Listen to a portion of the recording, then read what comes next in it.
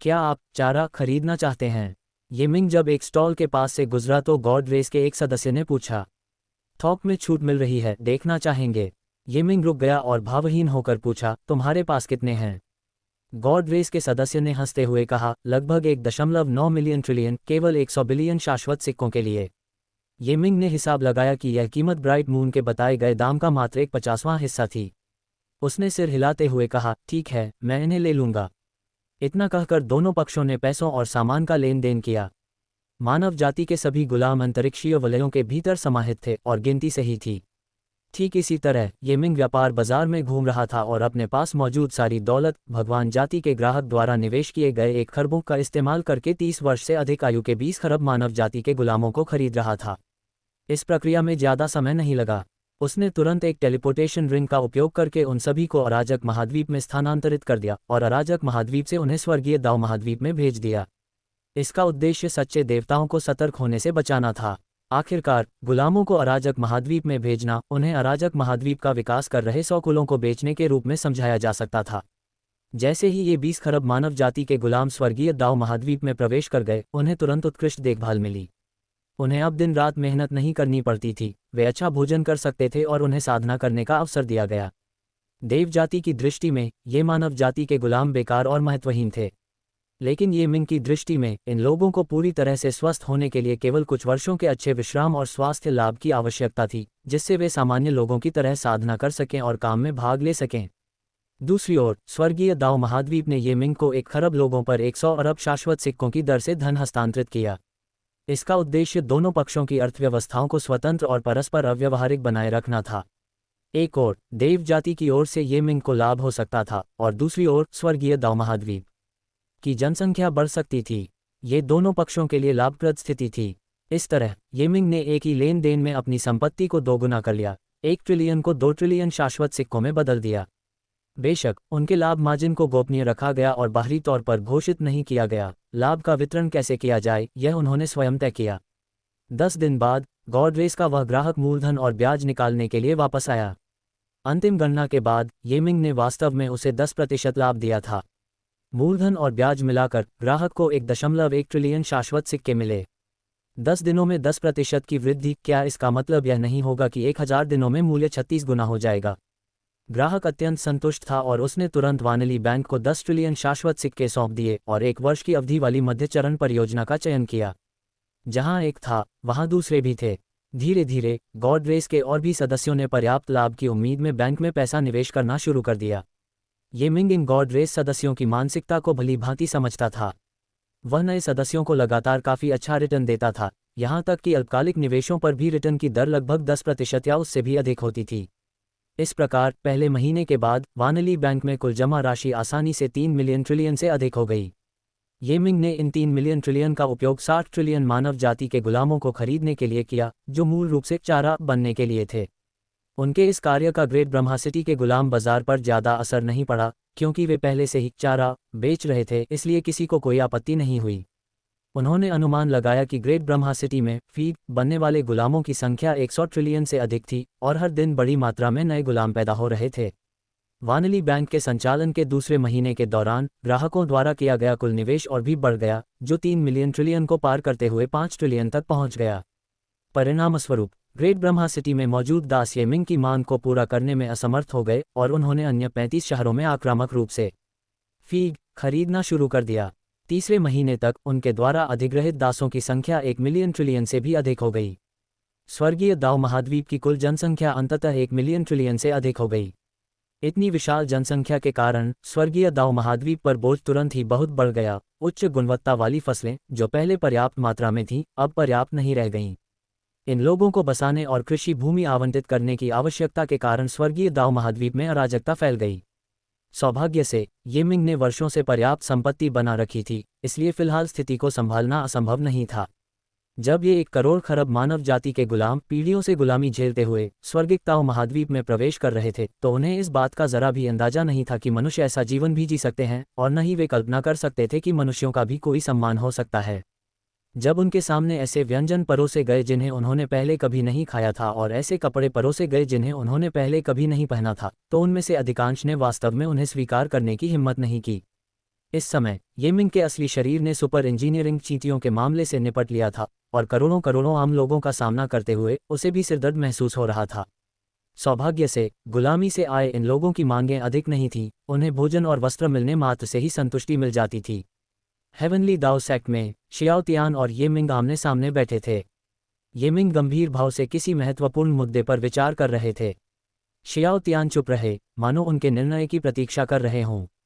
अचानक येमिंग ने कहा, शियाओ तियान, पहले इन नवागंतुकों को स्वस्थ होने में मदद करो, फिर उन्हें साधारण अनाज खिलाओ और अंत में आत्मा शुद्धि तकनीक का प्रयोग करके उनके गुलाम होने की यादों को मिटा दो और उन्हें तुम पर और मुझ पर विश्वास दिलाओ।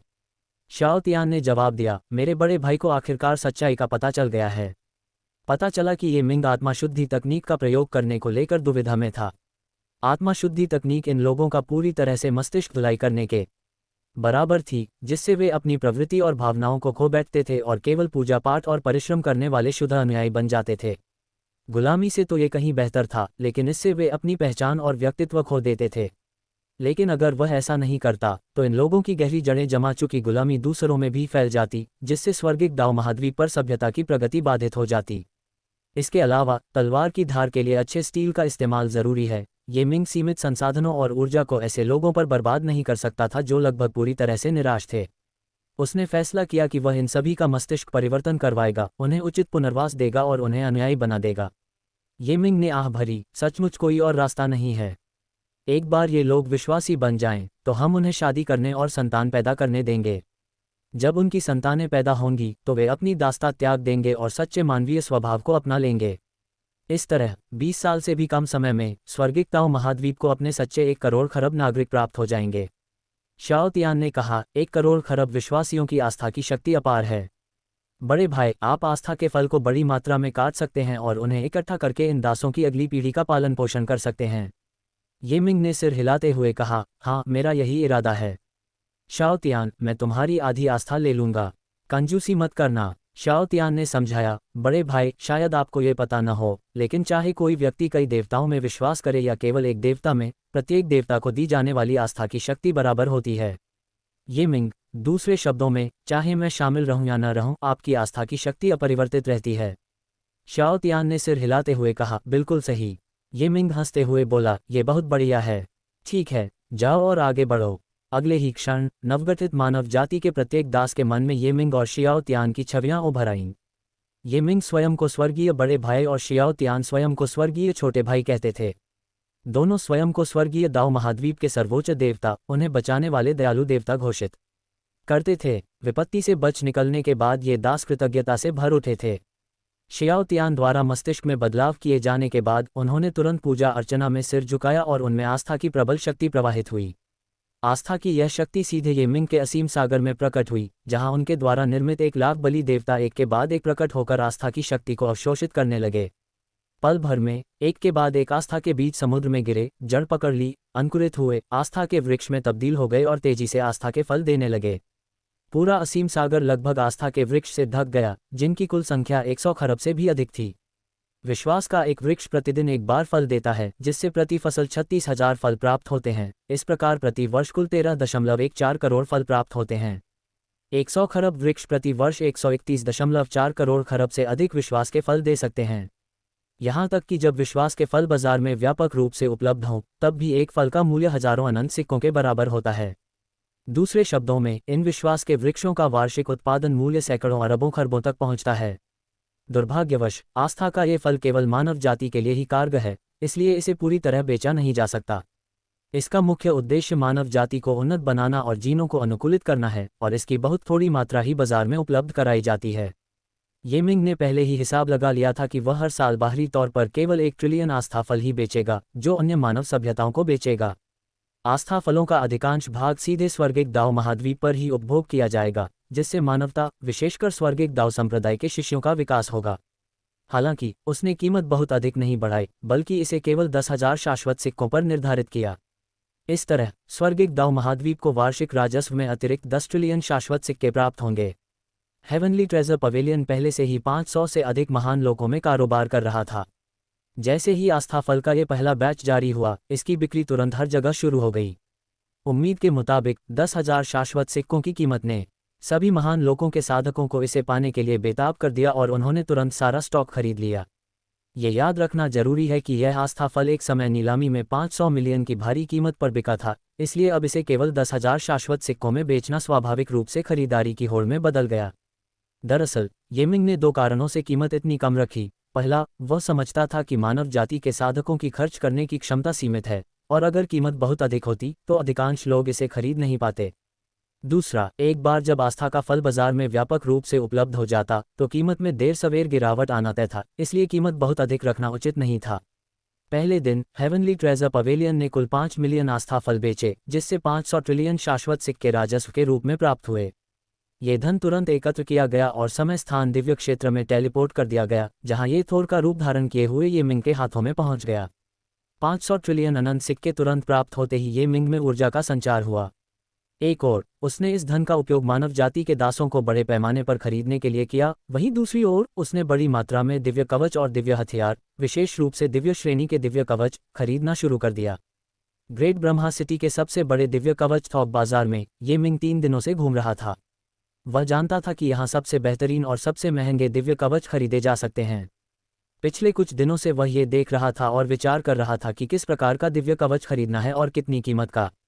असंख्य युद्ध अनुभवों ने उन्हें ये सिखाया था कि युद्ध जितना बड़ा होता है, निम्न स्तर के सैनिकों की भूमिका उतनी ही कमजोर हो जाती है। भले ही दुश्मन के पास अरबों शक्तिशाली सैनिक हों, वे सच्चे ईश्वर श्रेणी के मातृयान की शक्ति का मुकाबला नहीं कर सकते।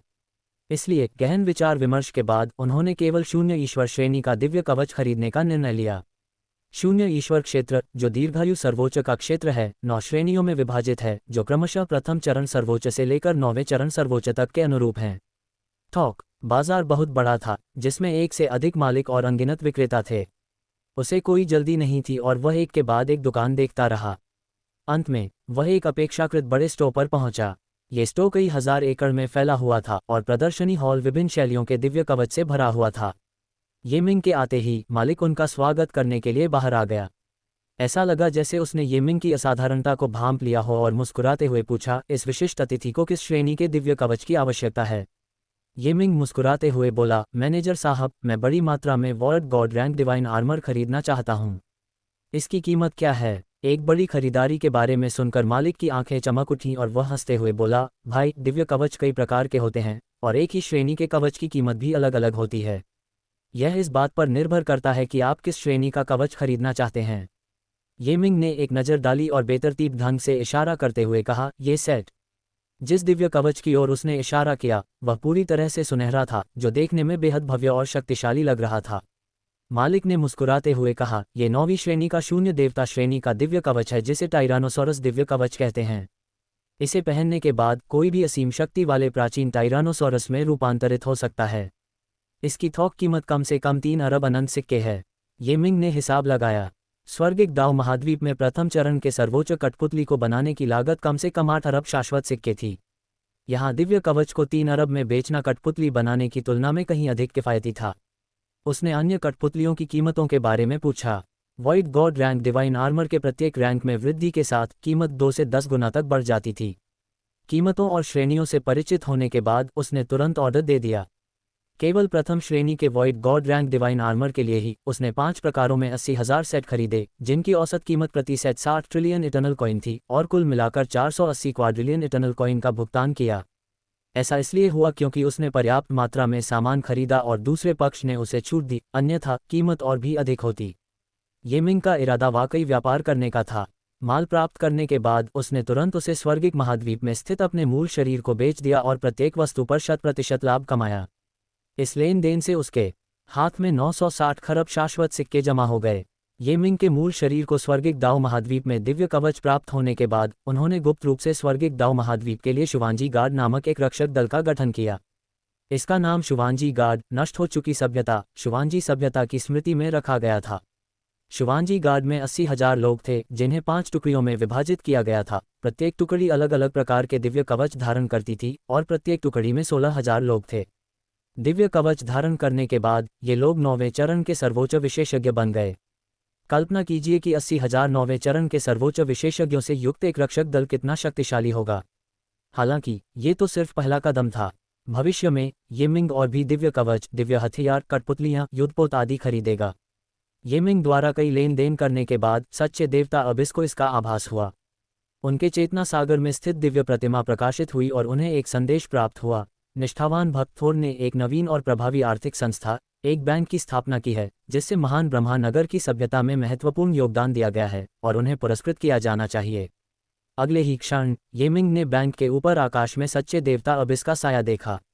ये सच्चे देवता सचमुच सबके सामने प्रकट हुए और उन्होंने येमिंग से पहले कही हुई बातों को दोहराया। यह कोई छोटी बात नहीं थी। अगर महान सच्चे देवता अबिस ने भी इसे अच्छा कहा तो जाहिर था कि वानली बैंक वाकई उत्कृष्ट था।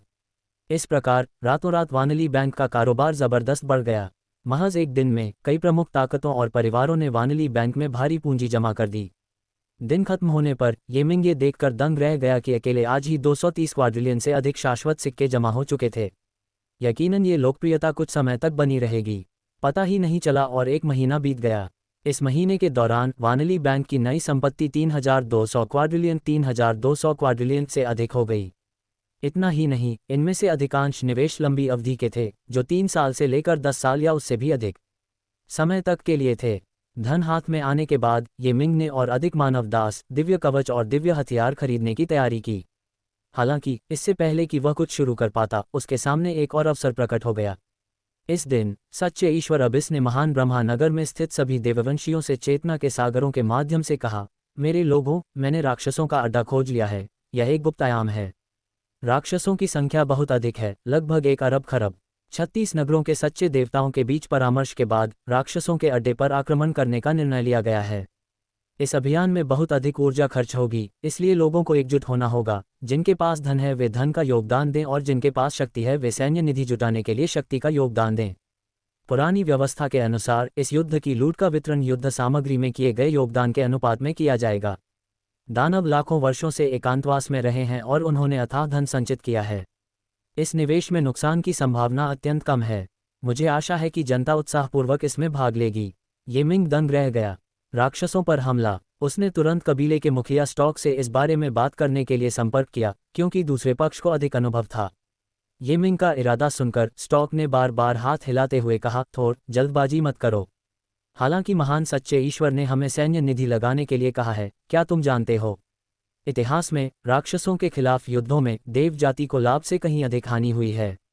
सबसे गंभीर मामलों में युद्ध में निवेश करने वाले देव जाति के सदस्यों ने लगभग सब कुछ खो दिया है। चूंकि सच्चे ईश्वर ने हमें शामिल होने के लिए बाध्य नहीं किया है, तो जोखिम क्यों लें? येमिंग आश्चर्यचकित होकर बोला, क्या हमारी महान देव जाति राक्षसों का भी नाश नहीं कर सकती? स्टॉक ने कहा, हमारी देव जाति निस्संदेह शक्तिशाली है, लेकिन दानव हमारी आत्मा की गहराइयों से जन्म लेते हैं। हम जितने शक्तिशाली होते हैं, दानव उतने ही शक्तिशाली हो जाते हैं। यदि इस संसार में हमारी देव जाति का कोई स्वाभाविक शत्रु है, तो वह दानव जाति ही है। येमिंग का दिल हिल गया। ब्रह्मांड में यिन और यांग एक दूसरे को उत्पन्न करते हैं और हर चीज का अपना प्रतिरूप होता है।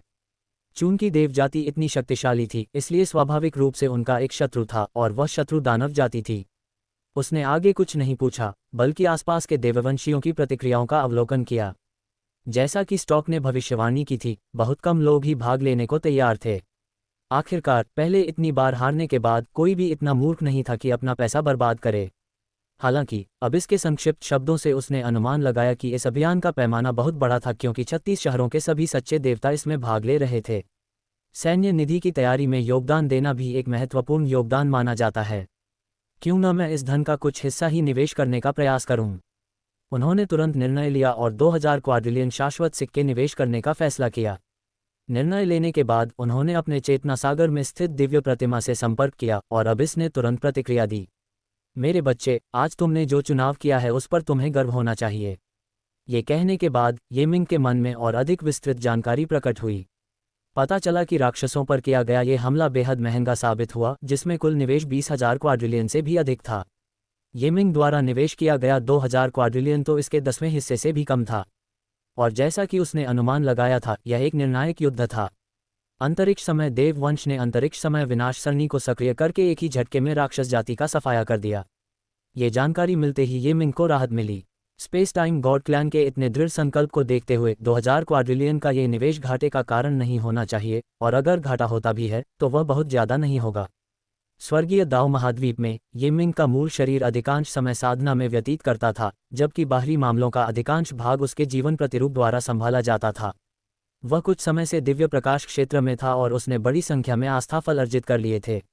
इसलिए उसने लंबे समय तक वहां रहने की योजना नहीं बनाई और शीघ्र ही दिव्य मार्शल के 7वें क्षेत्र में प्रवेश करने की तैयारी करने लगा।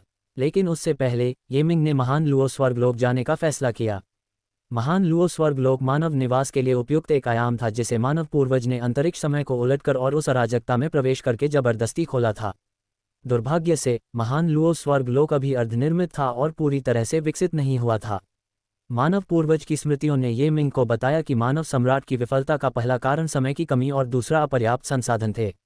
एक आयाम खोलने में बहुत अधिक ऊर्जा खर्च होती है और उस समय मानव पूर्वज केवल अपनी शक्ति पर ही निर्भर थे क्योंकि तब कोई मानव सभ्यता अस्तित्व में नहीं थी।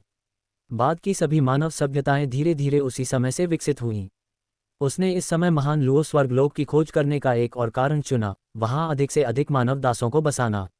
महान लुओ दिव्य कला का अभ्यास करके वह धीरे धीरे महान लुओ स्वर्गलोक पर नियंत्रण प्राप्त कर सकता था और महान लुओ स्वर्गलोक का महान दिव्य पूजनीय बन सकता था।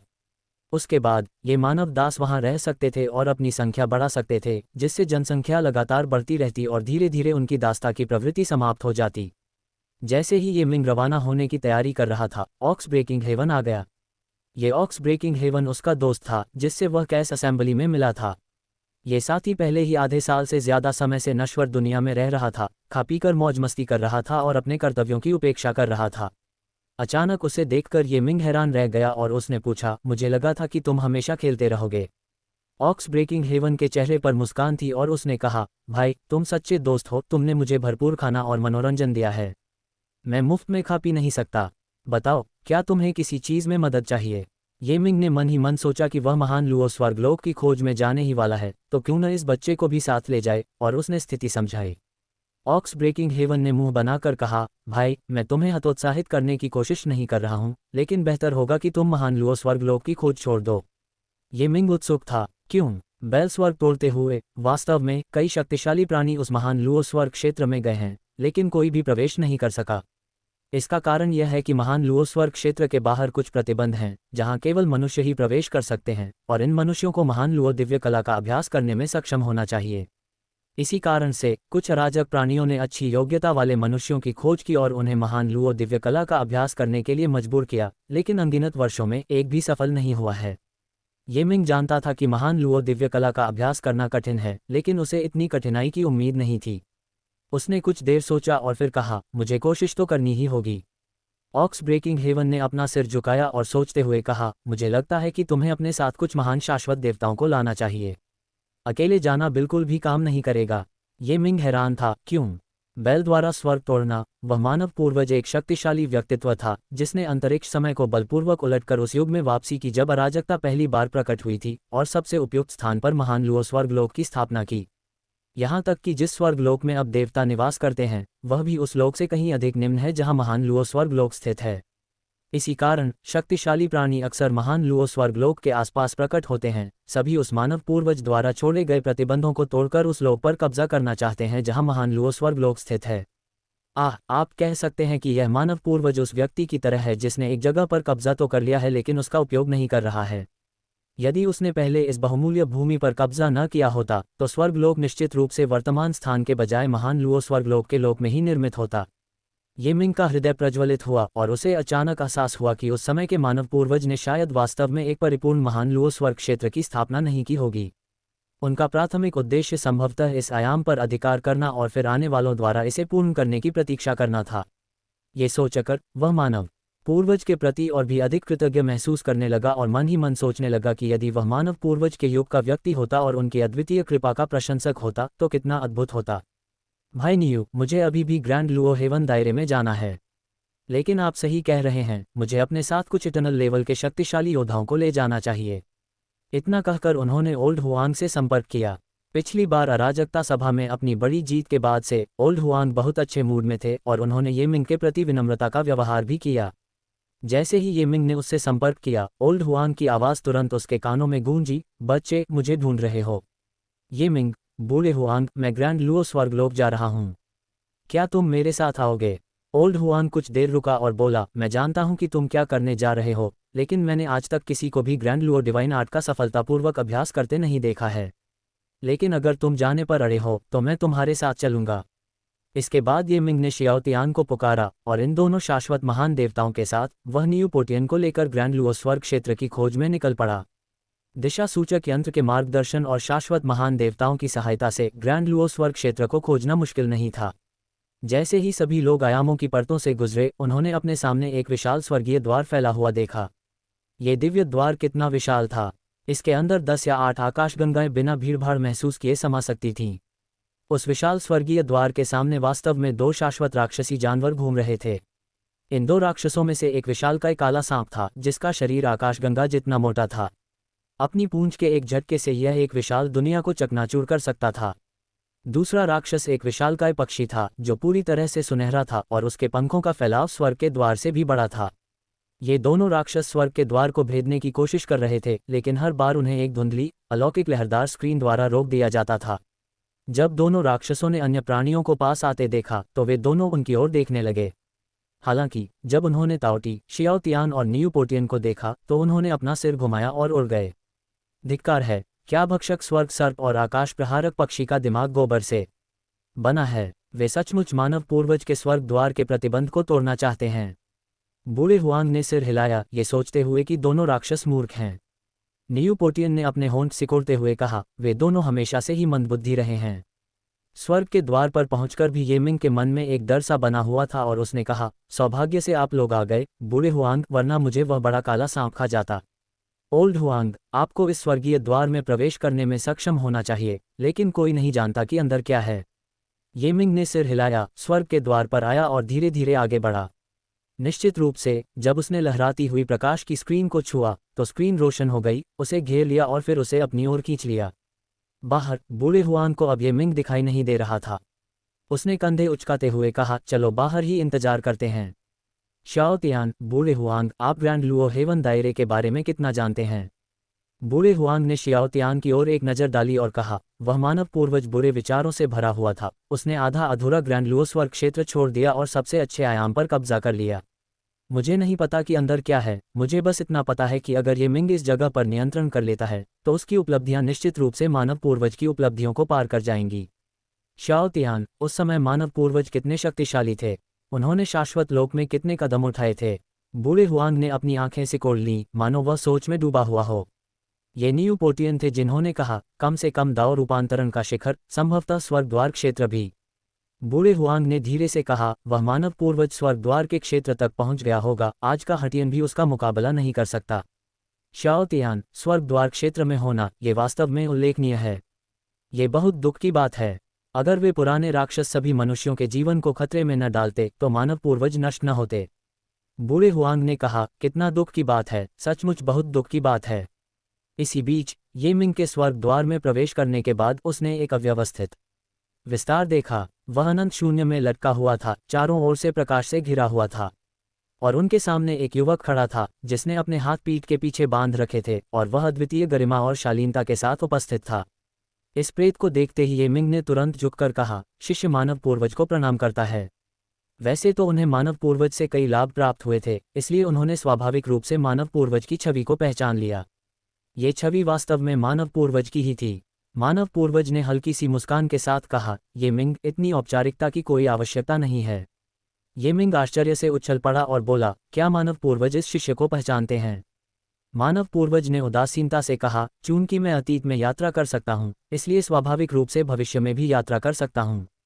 मैं न केवल आपको पहचानता हूँ, बल्कि महत्वपूर्ण क्षणों में आपकी मदद भी करूँगा। ये मिंग तुरंत उत्तेजित हो गया और बोला, मानव पूर्वज, क्या आप सचमुच पतित हो गए हैं? मानव पूर्वज अभी भी मुस्कुरा रहा था, हाँ, मैं वास्तव में गिर गया हूँ, लेकिन इससे कोई फर्क नहीं पड़ता। इस समय मानव जाति पहले से ही बहुत शक्तिशाली है और आपने बहुत अच्छा काम किया है। भविष्य में मानव जाति कितनी मजबूत हो सकती है, ये काफ़ी हद तक आपके प्रयासों पर निर्भर करता है। ये मिंग को अचानक जिम्मेदारी का गहरा एहसास हुआ। उन्होंने व्यंग्यात्मक मुस्कान के साथ कहा, इस शिष्य का साधना स्तर निम्न है, मुझे डर है कि मैं इतनी भारी जिम्मेदारी नहीं उठा सकता। खुद को कम मत समझो, मेरे उत्तराधिकारी के रूप में तुम्हें आत्मविश्वास रखना चाहिए, मानव पूर्वज ने कहा। ये मिंग स्तब्ध रह गया। मानव पूर्वज का उत्तराधिकारी, वह लगभग उछल पड़ा और आश्चर्य से बोला, क्या मानव पूर्वज मुझे अपना शिष्य स्वीकार करेंगे? मानव पूर्वज ने हंसते हुए कहा, क्या तुमने बहुत पहले ही मेरी शिक्षाएं नहीं सीख ली हैं? खैर, आज तुम औपचारिक रूप से मुझे अपना गुरु मान रहे हो। येमिंग ने तुरंत झुककर 3 बार प्रणाम किया और आदरपूर्वक कहा, शिष्य येमिंग गुरु को प्रणाम करता है। मानव पूर्वज ने सिर हिलाया, उठो मेरे शिष्य, आपको ये जानना चाहिए कि आपके गुरु का संबंध मानव पूर्वजों की भूमि से था। उनका उपनाम जी है, उनका नाम जुबान है और वे मिंग राजवंश के व्यक्ति थे। येमिंग ने उत्सुकता से पूछा, गुरुजी मिंग राजवंश से हैं? लेकिन मैंने सुना है कि गुरुजी ने उस समय 3 सम्राटों और लोगों के एक समूह को मानव पूर्वजों की भूमि से बाहर निकाला था। तीनों सम्राट प्राचीन काल से ही होंगे, है ना? आप तीनों एक साथ कैसे चले गए होंगे?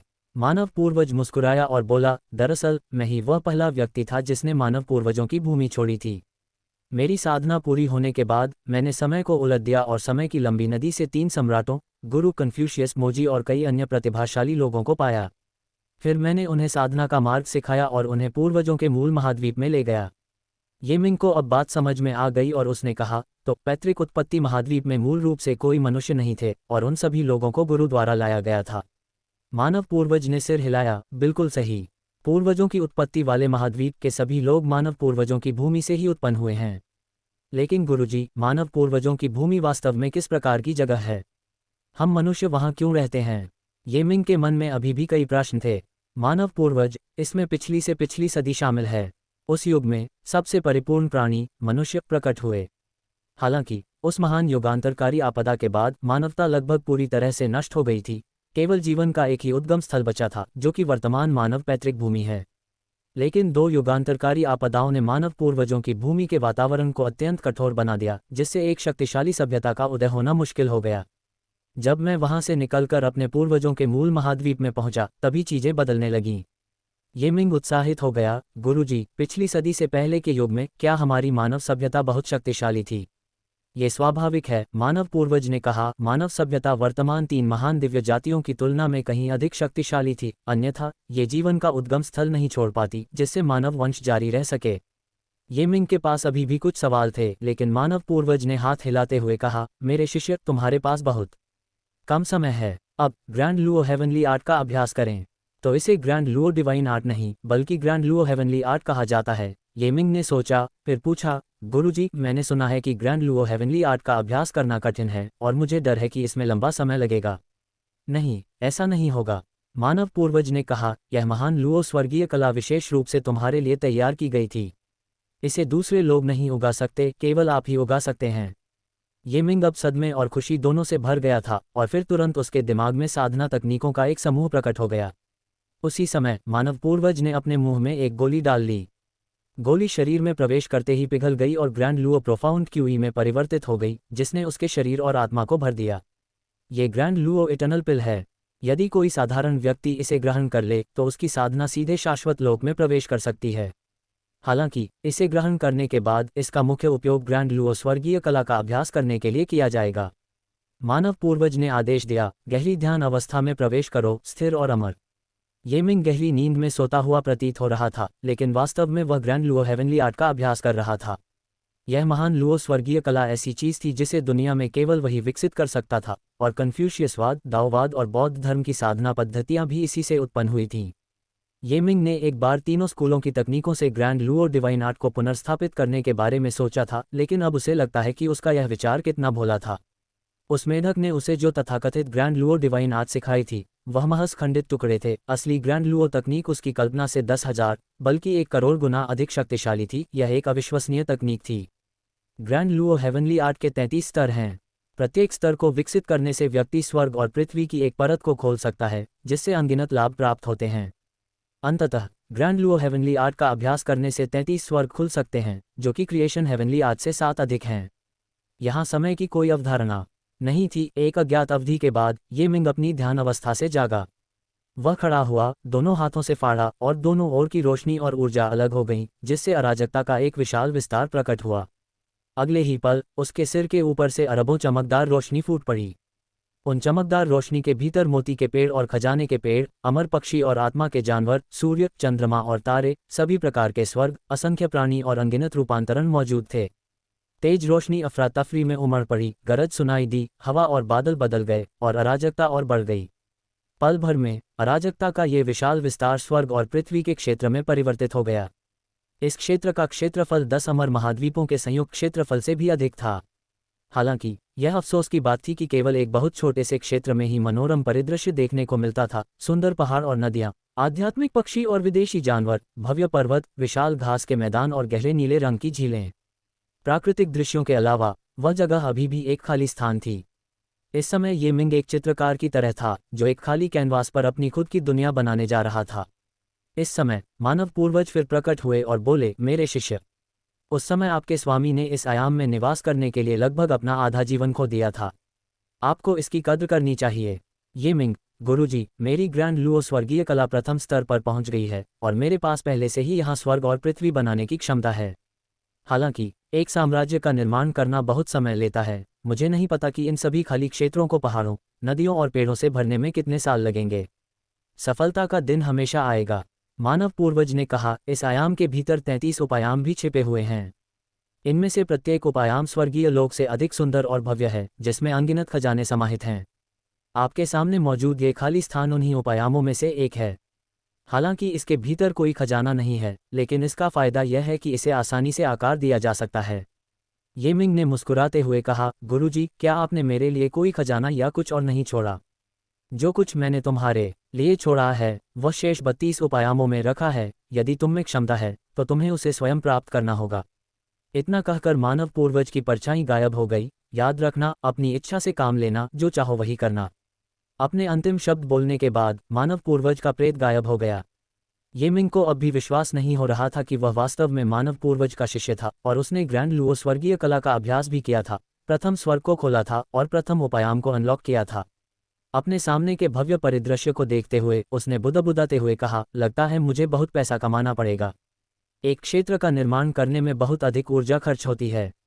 यदि मैं इस पूरे स्थान का निर्माण पूरा करूं तो इसमें कितना खर्च आएगा?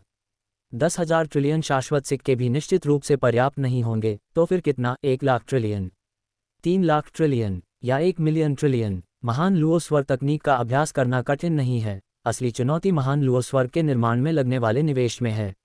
उदाहरण के लिए, इस समय ये मिंग बहुत परेशान है। महान लुओ स्वर तो एक अथाह गड्ढा है, वह इससे और पैसा कैसे कमा सकता है? छोटी मृत्यु की साधना अब तक स्थिर हो जानी चाहिए थी। शायद मुझे उसे पहले यहाँ बुला लेना चाहिए। ये सोचते हुए उसने तुरंत छोटी मृत्यु से संपर्क किया। कुछ ही समय बाद छोटी मृत्यु उसके महान लुओ स्वर्ग में प्रकट हुई। ये मिंग द्वारा एक नए क्षेत्र का द्वार खोलते देख नन्हा मृत्यु अत्यंत प्रसन्न हुआ। बड़े भाई, आप सचमुच अद्भुत हैं। मुझे लगता है कि महान लुओ स्वर्ग का वातावरण किसी वास्तविक महान दुनिया से कम नहीं है। ये मिंग, ये बहुत छोटा है। इसका विस्तार करने के लिए भारी मात्रा में संसाधनों की आवश्यकता होगी। नन्ही मृत्यु ने एक पल सोचा, क्या बड़ा भाई बड़ी संख्या में गुलामों को नहीं खरीद रहा है? पहले उन्हें यहाँ आकर रहने क्यों नहीं दिया जाता? ये मिंग, इससे क्या फ़ायदा होगा? ये मानव गुलाम कमज़ोर साधना वाले हैं, चापलूसी से भरे हुए हैं और इनका कोई खास वास्तविक उपयोग नहीं है। नन्ही मौत, क्या बड़े भाई को याद नहीं कि हमारे पास अभी भी पैसों का पेड़ है? ये मिंग का दिल खुशी से भर उठा। ये सच है। धन का वृक्ष किसी भी ऊर्जा को ताबीज के सिक्कों में बदल सकता है। स्वाभाविक रूप से आस्था की शक्ति को भी परिवर्तित किया जा सकता है। छोटी मृत्यु, मोटे तौर पर हर 1000 आम लोगों की आस्था की शक्ति से प्रति वर्ष एक शाश्वत सिक्के के बराबर ताबीज सिक्के उत्पन्न किए जा सकते हैं। अगर मेरे पास 1 करोड़ खरब विश्वासी हों तो मैं हर साल 1000 खरब शाश्वत सिक्कों के बराबर ताबीज सिक्के उत्पन्न कर सकता हूँ। ये मिंग ने कुछ देर सोचा और फिर कहा, यह अच्छा तरीका है। मैं स्पेस टाइम गॉड क्लैन से गुलाम खरीदने की पूरी कोशिश करूंगा। लेकिन क्या कोई और तरीका भी है? नन्हा मृत्यु, मुझे पहले से ही बिग ब्रदर की देव जाति के वानली बैंक के बारे में पता है। तो फिर और पैसे उधार क्यों न लूं? बिग ब्रदर चुकौती अवधि 30 साल, 50 साल या यहाँ तक कि 100 साल भी तय कर सकता है। देव जाति की आयु लंबी होती है, उनके लिए कुछ 100 साल कोई मायने नहीं रखते। अगर बिग ब्रदर 1 लाख खरब शाश्वत सिक्के भी उधार ले तो 10 साल में उसे चुकाने के लिए सालाना कुछ 1000 खरब शाश्वत सिक्कों की ही ज़रूरत होगी। ये मिंग, ऐसा हो सकता है, लेकिन अभी समय सही नहीं है। हमें थोड़ा और इंतजार करना होगा। लिटिल डेथ, एक बार जब बड़े भाई के पास पर्याप्त संसाधन हो जाएं, तो आप ग्रेट लुओ हेवन दायरे को खोलना जारी रख सकते हैं, जिससे अधिक मनुष्यों को इसमें बसने की अनुमति मिल जाएगी। ये मिंग ने आह भरते हुए कहा, कहना आसान है, करना मुश्किल। हम जितना आगे बढ़ते हैं उतना ही मुश्किल होता जाता है। हालांकि फिलहाल न तो देव जाति और न ही अराजक प्राणी मानव जाति पर ज़्यादा ध्यान दे रहे हैं। मुझे मानव सभ्यता को और विकसित करने और संसाधनों का संचय करने के इस अवसर का लाभ अवश्य उठाना चाहिए। इसके बाद अमर दिव्य वृक्ष ने महान लुओ स्वर्ग क्षेत्र की पहली परत में जड़ जमाना शुरू कर दिया। उसकी असंख्य जड़ें मिट्टी में फैल गईं। स्वाभाविक रूप से धन वृक्ष भी साथ साथ आ गया। पहले ये धन वृक्ष चिंग्या स्पिरिट स्टोन को अवशोषित करके ताबीज सिक्के बनाता था, लेकिन भविष्य में ये जिस आस्था की शक्ति को अवशोषित करेगा उसकी तुलना में वे चिंग्या स्पिरिट स्टोन कुछ भी नहीं थे। धन वृक्ष के महान लुओ स्वर्गलोक में प्रवेश करने के बाद एक विचित्र दृश्य सामने आया। वह वास्तव में अमर दिव्य वृक्ष से अलग हो गया। लताओं और पत्तियों का एक विशाल समूह हवा में तैरने लगा, जिसकी अरबों जड़ें नीचे लटक रही थीं और महान लुओ स्वर्गलोक की पहली परत के सबसे गहरे हिस्सों में समा गई थीं। ये मिंग के शरीर में एक सिहरन दौड़ गई जब उसने अपने असीम दिव्य सागर में अनगिनत जड़ों को प्रकट होते देखा। ये जड़ें मानो आंखें हों, विश्वास के वृक्ष में समा गईं। ये मिंग को अब समझ आ गया था, इस धन वृक्ष ने वास्तव में अमर दिव्य वृक्ष पर परजीवी बनने का त्याग कर आस्था वृक्ष पर परजीवी बनने का विकल्प चुना था। एक और भी आश्चर्यजनक दृश्य घटित हुआ। आस्था वृक्ष द्वारा प्राप्त आस्था की शक्ति को धन वृक्ष ने तेजी से सोख लिया, एक विचित्र ऊर्जा में परिवर्तित कर दिया और अंततः उससे ताबीज के सिक्के उत्पन्न किए।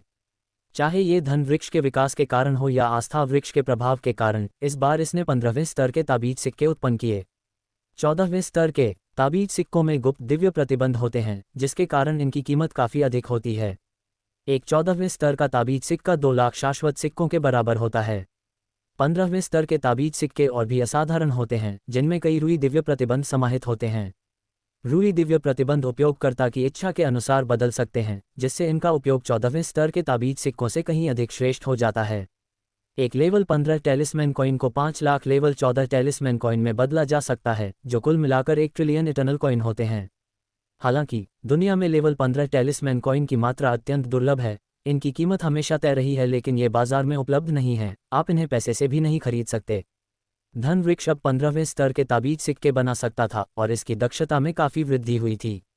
पहले प्रति 1000 लोगों की आस्था शक्ति से लगभग एक शाश्वत सिक्के के बराबर ताबीज सिक्के बनते थे, लेकिन अब प्रति 1000 लोगों की आस्था शक्ति से 2 शाश्वत सिक्कों के बराबर ताबीज सिक्के बन सकते हैं। वर्तमान में स्वर्गीय दाओ महाद्वीप पर अनुयायियों की संख्या 1,250,000 ट्रिलियन तक पहुंच गई है। प्रति 1000 लोगों पर 2 शाश्वत सिक्कों की गणना के अनुसार ये मिंग प्रतिवर्ष 2500 ट्रिलियन शाश्वत सिक्कों के बराबर 15वें स्तर के ताबीज सिक्के प्राप्त कर सकता है, जो 25 मिलियन 15वें स्तर के ताबीज सिक्के होते हैं। बेशक ये मिंग धन वृक्ष को आस्था की सारी शक्ति सोखने नहीं दे सकता था। उसे अभी भी आम लोगों की योग्यता में सुधार लाने के लिए आस्था के फल पैदा करने के लिए एक हिस्सा आवंटित करना था। दूसरी ओर अंतरिक्ष समय देव वंश का ये मिंग भी निष्क्रिय नहीं था। उसने मानव दासों की खरीद की गति बढ़ा दी और अपने अधिग्रहण का दायरा विस्तारित किया। ये मिंग का अनुमान था कि संपूर्ण महान ब्रह्मा नगरी में चारा बनने के लिए नियत मानव दासों की कुल संख्या लगभग 3 करोड़ से 4 करोड़ के बीच थी। उसने पहले ही 1 करोड़ दास खरीद लिए थे, जिससे लगभग 2 से 3 करोड़ दास शेष थे। शायद प्रसिद्धि मिलने के कारण 36 शहरों के देववंश के कई लोगों ने वानली बैंक के तोड़ का नाम सुना था। इसका कारण ये था कि तोड़ ने युद्ध में 1000 ट्रिलियन से अधिक शाश्वत सिक्के निवेश किए थे। इतना बड़ा कदम उठाना किसी भी देववंश के सदस्य के बस की बात नहीं थी। इस प्रसिद्धि के साथ ये मिंग के लिए चारा खरीदना बहुत आसान हो गया। न केवल कीमतें तय की जा सकती थीं, बल्कि उनकी प्रतिष्ठा फैलने के बाद चारा बेचने वाले देववंश के व्यापारी सक्रिय रूप से उनसे संपर्क करने लगे। हालांकि वह बड़ी मात्रा में मानव चारा खरीद रहा था, लेकिन चारा तो चारा ही था। देव जाति की नज़र में उसका कोई विशेष मूल्य नहीं था। यदि वे मनुष्यों को चारे के रूप में इस्तेमाल नहीं कर रहे थे, तो वे अन्य प्रकार के चारे का उपयोग कर सकते थे। इसका अर्थ ये था कि भारी मात्रा में खरीदारी के बावजूद ये मिंग के कार्यों से सामान्य बाजार व्यवस्था में कोई व्यवधान नहीं आया। मानव चारे का मूल्य अपरिवर्तित रहा। इससे उसे बहुत सुविधा मिली, जिससे वह स्वतंत्र रूप से कार्य कर सकता था और बड़ी मात्रा में चारा खरीद सकता था। उसने अन्य 2 महान देवकुलों के साथ दासों का व्यापार करने वाले विक्रेताओं से भी संपर्क किया और उन्हें अन्य दिव्य लोकों से न्यूनतम लागत पर चारा के बदले मानव दास प्राप्त करने के लिए राजी किया। तीनों महान देववंशों द्वारा उपलब्ध कराए जा सकने वाले मानव दासों की कुल संख्या लगभग 10 करोड़ खरब थी। इस प्रकार ये मिंग को लगातार भारी संख्या में मानव दास भेजे जाते थे। बाहरी दुनिया के सामने उसने दावा किया कि वह बड़ी संख्या में खूंखार जानवरों का पालन पोषण कर रहा है और उन्हें खिलाने के लिए उसे भारी मात्रा में मनुष्यों की आवश्यकता है। इस कारण पर किसी को संदेह नहीं था, देववंश के लिए खूंखार जानवरों का पालन पोषण करना पूरी तरह से सामान्य बात थी। इस प्रकार थोड़े ही समय में ये मिंग द्वारा अधिकाधिक मानव दास खरीदे जाने लगे। एक महीने बाद उसने मात्र 24 ट्रिलियन शाश्वत सिक्कों के खर्च पर अतिरिक्त 4,750,000 ट्रिलियन मानव दास प्राप्त कर लिए। इन 4,750,000 ट्रिलियन मानव दासों में से 1,750,000 ट्रिलियन को सीधे स्वर्गीय दाओ महाद्वीप में भेज दिया गया, जबकि शेष 3 मिलियन ट्रिलियन को महान लुओ स्वर्ग क्षेत्र की नवनिर्मित भूमि में भेज दिया गया। इस प्रकार स्वर्गीय दाओ महाद्वीप और महान लुओ स्वर्ग क्षेत्र दोनों की जनसंख्या 3 मिलियन ट्रिलियन तक पहुंच गई। महान लुओ स्वर्ग क्षेत्र में ये मिंग द्वारा खोले गए नए संसार का क्षेत्रफल अमर दाओ महाद्वीप से 10 गुना था, लेकिन पहाड़ों, नदियों और प्राकृतिक दृश्यों से विकसित क्षेत्र वास्तव में इसके 10वें हिस्से से भी कम था। 3 करोड़ खरब लोगों को समायोजित करने के लिए इतना छोटा स्थान अत्यंत भीड़भाड़ वाला था। लोग कंधे से कंधा मिलाकर खड़े थे, यहाँ तक कि पर्वत चोटियों और जलमार्गों को भी भर दिया था।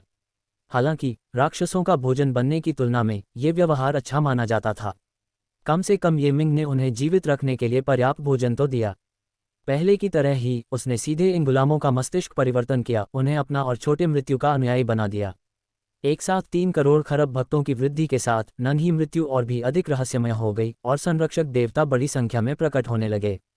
तुलनात्मक रूप से ये मिंग को एक साथ स्वर्गीय दाओ महाद्वीप और महान लुओ स्वर्ग क्षेत्र से आस्था प्राप्त हो रही थी, जिससे कुल मिलाकर 6 करोड़ खरब भक्त एकत्रित हो गए।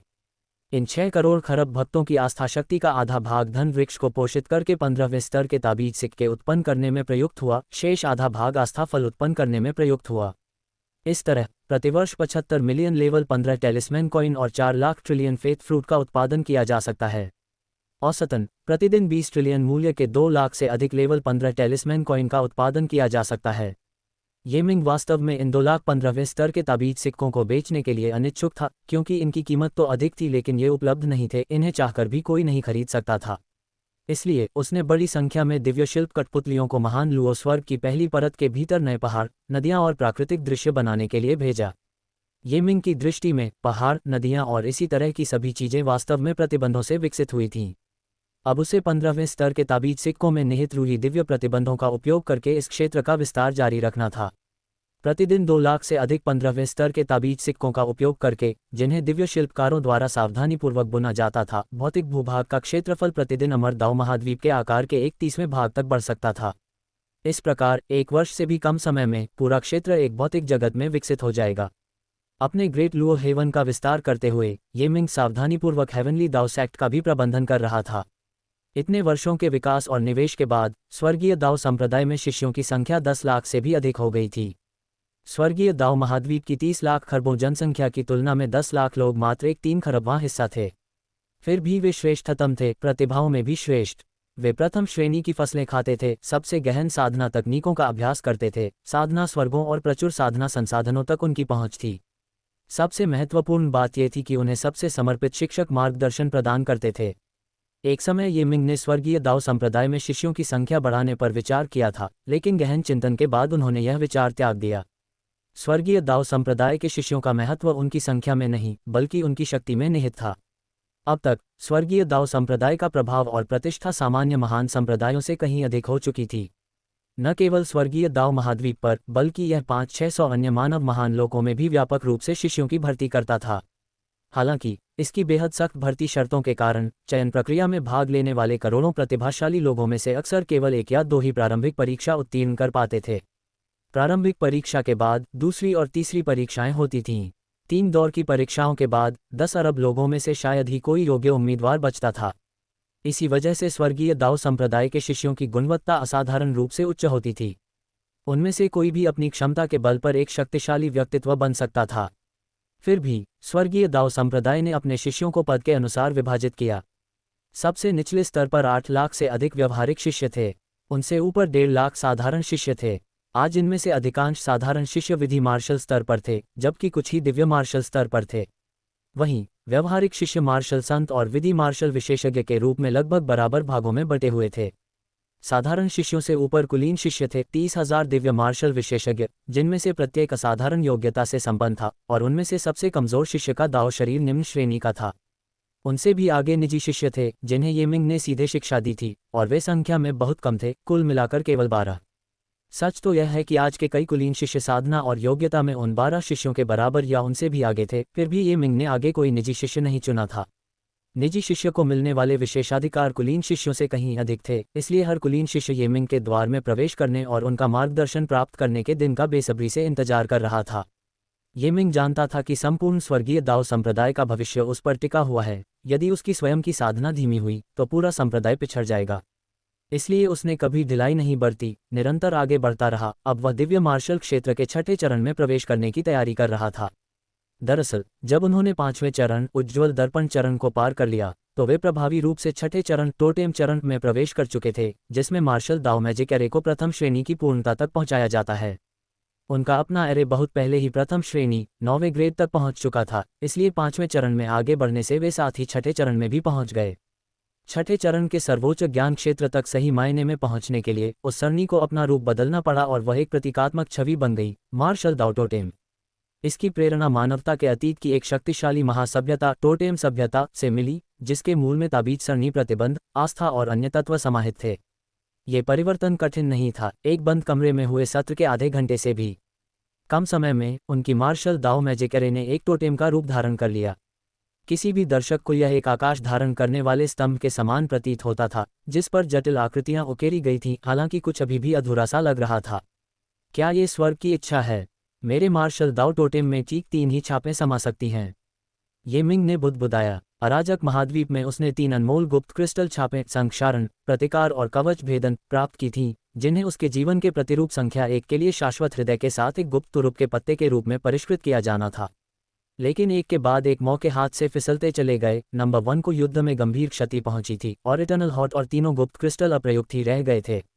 इस विचार के साथ ही तीनों निशान रहस्यमयी प्रकाश के 3 चापों में परिवर्तित हो गए, मार्शल दाओ टोटेम पर जा गिरे और प्रतीकात्मक मुहरों के रूप में स्थिर हो गए।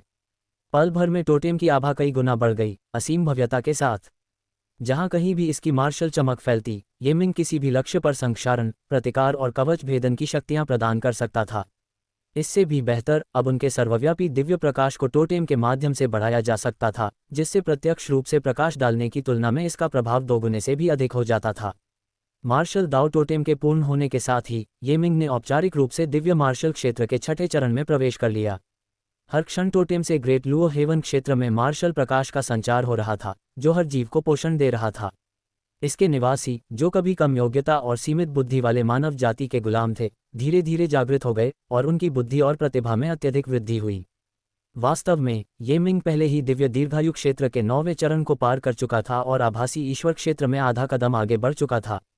यदि वह 7वें चरण तक पहुंच जाता तो वह त्रिस्तरीय सर्वोच्च के समतुल्य हो जाता। 7वें, 8वें और 9वें दिव्य मार्शल चरण प्रथम से 9वें चरण के सर्वोच्च के अनुरूप हैं, जो दीर्घायु और शाश्वत क्षेत्र के बीच सेतु का काम करते हैं। फिलहाल वह 7वें चरण पुनर्जन्म पर विचार करने से पहले टोटेम चरण को सुदृढ़ करेगा। 7वां दिव्य मार्शल चरण पुनर्जन्म है। ये जीवन भर की साधना, तकनीकों और अनुभव का पूर्ण पुनर्गठन है, जो दक्षता और युद्ध शक्ति को बढ़ाता है और छिपी हुई कमियों को दूर करता है। इसके आगे 8वां चरण है दाओ धन चरण, जहां व्यक्ति एकमात्र महान दाओ से संवाद करता है और उस पर अपनी व्यक्तिगत दाओ मोहर लगाता है। दाओ सील एकमात्र महान दाओ की मान्यता का प्रतीक है। इसके द्वारा व्यक्ति उस दाओ की शक्ति को ग्रहण करके शक्तिशाली दाओवादी जादू का प्रयोग कर सकता है। ये मिंग ने एक बार एक पत्थर के गर्भ से ऐसा ही एक मंत्र स्वर्ग सील कला प्राप्त किया था, लेकिन उसका स्तर इसके लिए अपर्याप्त था। दाओ सील अवस्था तक पहुंचने पर इसकी साधना में कोई बाधा नहीं रहेगी। दिव्य मार्शल के 9वें क्षेत्र का नाम प्रज्ञा है। प्रज्ञा अत्यंत रहस्यमय है। 9वें चरण के अधिकांश सर्वोच्च योद्धा अभी तक इसके प्रवेश द्वार तक ही पहुंच पाए हैं। प्रज्ञा को समझने के बाद ये मिंग नश्वर पीड़ा के सागर से बाहर निकलकर अपने मन को उच्चतर स्तर पर ले जा सका। प्रज्ञा क्षेत्र में प्रवेश करने पर उसने शाश्वत प्राप्ति के लिए योग्यता प्राप्त कर ली। इससे स्पष्ट है कि ये मिंग का द्वितीय स्तर का मार्शल दाओ दिव्य मार्ग के दीर्घायु और सर्वोच्च स्तर दोनों से कहीं अधिक श्रेष्ठ है। यहाँ तक कि 9वें स्तर का सर्वोच्च साधक भी शाश्वत स्तर से बहुत दूर है। उनके बीच एक अथाह खाई है और केवल अत्यंत दुर्लभ साधक ही इसे पार कर पाते हैं। ये मिंग के दिव्य मार्शल 9 रील्म्स अलग हैं। एक बार 9वें रील्म में कदम रखते ही शाश्वत अवस्था में प्रवेश करने की कम से कम 10% संभावना होती है। बेशक इसी वजह से 9वें रील्म में साधना करना बेहद मुश्किल है। 8वें रील्म में 1 लाख साधकों में से शायद ही कोई 9वें रील्म में प्रवेश कर पाए। मार्शल दाओ टोटेम धारण किए हुए ये मिंग को लगा कि वह कुछ और निजी शिष्यों को प्रशिक्षण दे सकता है। उसी दिन उसने एक आदेश जारी किया, हेवनली दाओ संप्रदाय के कुलीन शिष्य एक भव्य मार्शल प्रतियोगिता आयोजित करेंगे और जो भी शीर्ष 60 में स्थान प्राप्त करेगा वह संप्रदाय प्रमुख का निजी शिष्य बन जाएगा। इस घोषणा से कुलीन शिष्यों में उन्माद फैल गया। उन्होंने ऐसे प्रशिक्षण किया मानो उनका जीवन इस पर निर्भर हो। ये मिंग ने पूरी जिम्मेदारी तांग युवानशिंग और अन्य वरिष्ठ शिष्यों को सौंप दी। समय बचाने के लिए प्रतियोगिता को प्रारंभिक और द्वितीय चयन चरणों में विभाजित किया गया। लिटिल तियान की देखरेख में हुए प्रारंभिक चरण में प्रत्येक आवेदक का व्यापक मूल्यांकन किया गया। केवल वही लोग आगे बढ़ सके जो निर्धारित मानकों को पूरा करते थे। दूसरा चयन और भी कठिन था, जिसमें उम्मीदवारों के स्वभाव, संयम, बुद्धिमत्ता और शारीरिक क्षमता की बारीकी से जांच की गई। अंत में केवल कुछ ही उत्तीर्ण होकर अंतिम प्रतियोगिता में प्रवेश कर सके। ये मिंग का इरादा था कि अंतिम चरण में पहुंचने वाले उम्मीदवारों की संख्या 600 विशिष्ट शिष्यों तक सीमित रहे। दूसरे शब्दों में कहें तो उन फाइनलिस्टों में से केवल 10 में से एक ही व्यक्तिगत शिष्य बनेगा। यह अनुपात न तो बहुत अच्छा है और न ही बहुत बुरा। ये मिंग व्यवस्थाओं को अंतिम रूप दे ही रहा था कि अचानक उसका मन विचलित हो गया और उसकी निगाहें दूर स्थित एक विशाल लोक की ओर टिक गईं। न तो उसके स्वर्गीय खजाना मंडप और न ही उसके बैंक ने कभी वहां कदम रखा था। वह एक शक्तिशाली मानव जाति सभ्यता थी जिसे ब्रह्म स्वर्ग सभ्यता के नाम से जाना जाता था, जो कन्फ्यूशियस, बौद्ध और अमृतावादी मार्गों को टक्कर देती थी। फिर भी ब्रह्मा स्वर्ग ने हमेशा ही अपनी पहचान गुप्त रखी थी। बाहरी लोगों के साथ शायद ही कभी बातचीत की हो और अक्सर खुद को अलग थलग कर लिया हो, इसलिए इसके बारे में बहुत कम जानकारी थी। उसी क्षण ये मिंग ने उस विशाल लोक में फैंग शी की आभा को महसूस किया। वह खतरे में थी, उसकी जान बाल बाल बची थी। बिना रुके उसने अपने सम्राट देवता यंत्र को सक्रिय किया और 10,000 दिव्यताओं संप्रदाय के कुलीन शिष्यों को 5वें दर्जे के दिव्य कवच में सुसज्जित करके उस लोक की ओर अग्रसर किया। ब्रह्मा स्वर्ग के महान लोक को ब्रह्मा हृदय महान लोक कहा जाता था, जो 100 खरब आत्माओं का निवास स्थान था। एक रहस्यमय प्रतिबंध ने इसकी सीमाओं की रक्षा की, बाहरी लोगों को प्रवेश से रोक रखा था, लेकिन ये मिंग के सम्राट देव यंत्र और समय एवं स्थान की तलवार ने इसे सहजता से भेद दिया। जैसे ही वे अंदर दाखिल हुए, ये मिंग ने फैंग शी का पता लगाने के लिए मेचा के खोज फंक्शन को सक्रिय कर दिया। कुछ ही क्षणों में उसने उसे एक प्राचीन शिवालय के ऊपर देख लिया। वहां फैंग शी एक लोहे के खंभे से बंधी हुई थी। मंत्रों से खुदी हुई जंजीरों ने उसे बेबस कर दिया था। उसने अपने चारों ओर खड़े काले वस्त्रधारी भिक्षुओं को घूर कर देखा। भिक्षु केवल बौद्ध धर्म के अनुयायी ही नहीं थे, ब्रह्म धर्म के भी अपने पुरोहित थे। चांदी जैसी दाढ़ी और चमकीली पीली आंखों वाले एक वृद्ध भिक्षु ने ठंडे स्वर में कहा, फैंग शी, ब्रह्मा कन्या होने के नाते तुमने एक विधर्मी के बच्चे को जन्म देकर धर्म का उल्लंघन किया है। ब्रह्मा के महान नियम के अनुसार तुम्हें शुद्धिकरण अग्नि का सामना करना पड़ेगा। यह अग्नि तुम्हारे पाप को धो देगी और विधर्मी की संतान को पवित्र कर देगी। फैंग शी क्रोधित होकर बोला, मैं तुम्हारा ब्रह्मा अनुयायी नहीं हूं, तुम्हारा मुझ पर कोई अधिकार नहीं है। चांदी जैसी दाढ़ी वाले भिक्षु ने उत्तर दिया, तुम अपने सच्चे स्वरूप से संबंधित हो और वह स्वरूप एक अनुयायी है, इसलिए उनका अवतार भी एक अनुयायी है। बहस मत करो, शुद्धि की तैयारी करो। शोक से व्याकुल फैंग शी ने अपने पेट की ओर देखा और चीखते हुए कहा, फैंग शी, बाहर आओ। क्या तुम बस खड़ी रहोगी? एक नन आगे बढ़ी, जो फैंग शी से हुबहू मिलती जुलती थी, लेकिन भिक्षुनी के वस्त्र पहने हुए थी। उसकी निगाहें शांत और भावहीन थीं। जब मैंने सांसारिक विचारों को त्याग दिया, तो मैंने तुम्हें अपने अवतार के रूप में उत्पन्न किया। इतने लंबे समय तक नश्वर संसार में भटकने के बाद भी क्या तुम्हें अभी तक ज्ञान की प्राप्ति नहीं हुई है? फैंग शी ने उसे घूर कर देखा। मुझे बख्श दो, बच्चे को बख्श दो। नन ने सिर हिलाया। पाप का शुद्धिकरण आवश्यक है। मुंह फेरकर वह और कुछ नहीं बोली। फैंग शी की आंखों में निराशा छा गई।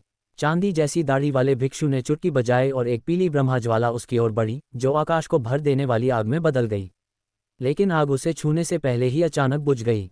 उसके और भिक्षुओं के बीच एक विशालकाय आकृति खड़ी थी। उस परिचित आभा को महसूस करते हुए फैंग शी फूट फूट कर रोने लगी और धीरे से बोली, पतिदेव। ये मिंग के अलावा और कौन हो सकता था? ये मिंग ने पीछे मुड़कर उसकी ओर देखा और धीरे से कहा, डरो मत। फिर उसने अपना सिर घुमाया और अपने सामने बैठी नन को घूरने लगा। उसकी आंखें बर्फ की तरह ठंडी थीं। क्या तुम ये मिंग हो? नन ने ये मिंग की ओर देखा। फैंग शी के मूल शरीर में होने के कारण उसने स्वाभाविक रूप से उसे पहचान लिया। ये मिंग ने ठंडे स्वर में कहा, भले ही फैंग शी एक सांसारिक विचार थी जिसे तुमने काट डाला, लेकिन तुम्हें इतना निर्दयी होने की जरूरत नहीं है ना? तुम उसे बाहर निकलने का कोई रास्ता क्यों नहीं दे सकते? उसके गर्भ में पल रहा बच्चा कितना मासूम है। नन का स्वर शांत था। स्वर्ग और पृथ्वी पर हृदय ही एकमात्र है और बाकी सब कुछ एक सपना और एक बुलबुला मात्र है। मैं ये सब उसके भले के लिए कर रही हूँ। उसके भले के लिए। ये मिंग ने ताना मारा, तो अगर मैं तुम्हें अभी मार दूं, तो क्या वह भी तुम्हारे भले के लिए नहीं होगा? नन ने सिर हिलाते हुए कहा, तुम नहीं समझते। बेशक मुझे समझ नहीं आता।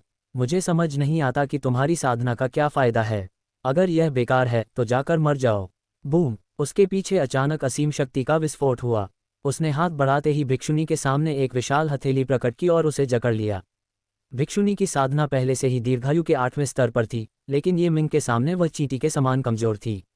आसपास के अन्य भिक्षु भी दीर्घायु के 8वें और 9वें स्तर पर थे, लेकिन उनमें से कोई भी ये मिंग को रोक नहीं सका। ये मिंग की आभा प्रकट होते ही ये स्वर्ग और पृथ्वी के समान थी, जिसका विरोध करना असंभव था।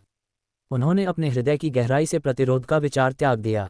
ये मिंग ने अचानक अपना दूसरा हाथ बढ़ाया और फैंग शी को पकड़ लिया, जिससे उसे बांधने वाली जंजीरें चूर चूर हो गईं। उसने चिल्लाकर कहा, पुनर्जन्म के 9 चक्र। उस समय जीवन प्रतिकृति ने दिव्य कौशल के पुनर्जन्म के 9 चक्र सीख लिए थे, और मूल शरीर होने के नाते उसने स्वाभाविक रूप से इस अद्वितीय साधना तकनीक में महारत हासिल कर ली थी। अब उसने पुनर्जन्म के 9 चक्रों का निष्पादन किया, जिससे भिक्षुनी की चेतना का सफाया हो गया और फैंग शी की चेतना ने उसका स्थान ले लिया। मूलतः पुनर्जन्म की 9 क्रांतियों का प्रयोग स्वयं के अलावा किसी अन्य व्यक्ति पर करना अत्यंत जोखिम भरा था। हालांकि फैंग शी नन की प्रतिरूप थी, मूल शरीर और प्रतिरूप के बीच इसका प्रयोग करने में कोई जोखिम या बाधा नहीं थी और यह क्षण भर में पूर्ण हो गया। नन का भौतिक शरीर वाष्पीकृत होकर एक सुनहरे इंद्रधनुष में बदल गया और फैंग शी के शरीर में समा गया, जिससे वह उसमें विलीन हो गई। फैंग शी कांप उठी और कुछ पल के लिए बेहोश हो गई, लेकिन 1.5 घंटे के भीतर ही वह धीरे धीरे जाग उठी और बुदबुदाई, मेरे साथ क्या हुआ? ये मिंग ने शांत भाव से कहा, मैंने एक दिव्य शक्ति का प्रयोग करके तुम्हारे मूल शरीर की चेतना को मिटा दिया और फिर उसकी साधना और ज्ञान को तुम्हारे शरीर में समाहित कर दिया। तुम्हारी साधना अब दीर्घायु के 8वें स्तर पर है। आज से तुम मूल शरीर हो, अब क्लोन नहीं। जब ब्रह्मा संप्रदाय के भिक्षुओं ने ये मिंग के अहंकार को देखा और उसके सामने भिक्षुनी की हत्या करने की हिम्मत को देखा, तो वे बेहद क्रोधित हुए और तुरंत एकजुट होकर एक हत्यारा घेरा किलिंग एरे बनाया। हालांकि ये मिंग उनसे भिड़ने के मूड में नहीं था। उसने हाथ के इशारे से ही दिव्य कवच पहने सैकड़ों कुलीन शिष्यों को बाहर निकाल दिया।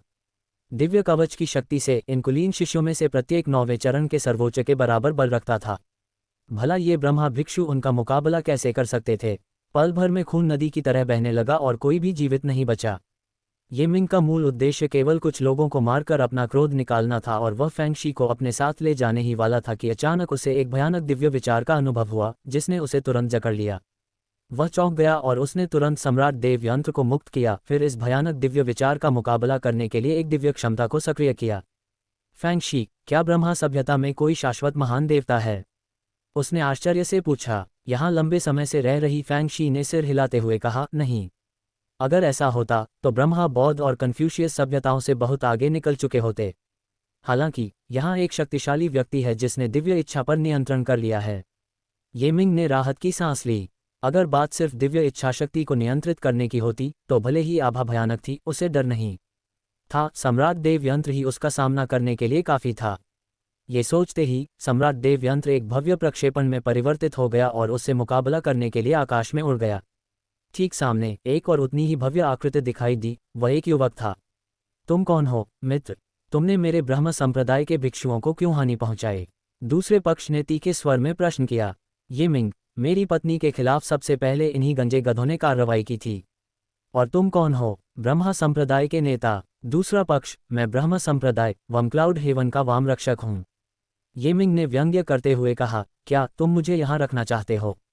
ऐसा नहीं है कि मैं तुम्हें नीचा समझता हूँ, लेकिन अगर हम सचमुच लड़े तो मैं इस महान दुनिया को रौंद डालूंगा और तुम मुझे रोक नहीं पाओगे। दूसरे पक्ष को गुस्सा नहीं आया और उसने कहा, क्या आप हेवनली दाव संप्रदाय के प्रमुख हैं? ये मिंग थोड़ा हैरान हुआ और बोला, तुम मुझे जानते हो? मैं भाई ये के महान नाम से कैसे अनभिज्ञ हो सकता था? दूसरे पक्ष के रवैये में स्पष्ट रूप से बदलाव आ चुका था। मुझे पहले से ही पता है कि अभी क्या हुआ। ये वास्तव में मेरे ब्रह्म संप्रदाय की गलती थी। मैं भाई ये से क्षमा मांगता हूँ। मुस्कुराते चेहरे पर मुक्का नहीं मारा जाता। ये मिंग भी अपना चेहरा गंभीर नहीं रख सका और बोला, ठीक है। वमक्लाउड हेवन ने अपने हाथ जोड़कर कहा, यदि भाई ये को कोई आपत्ति न हो तो कृपया मेरे साधारण से निवास में आकर बैठ जाए। ये मिंग जानता था कि दूसरा पक्ष उसके खिलाफ साजिश रचने की हद तक नहीं जाएगा, और वैसे भी उसे डर नहीं था। इसलिए उसने सिर हिलाया और सम्राट देवता मेचा एक साधारण व्यक्ति के आकार में सिकुड़ गया और वमक्लाउड हेवन के पीछे चलते हुए उसकी छवि प्रकट हो गई।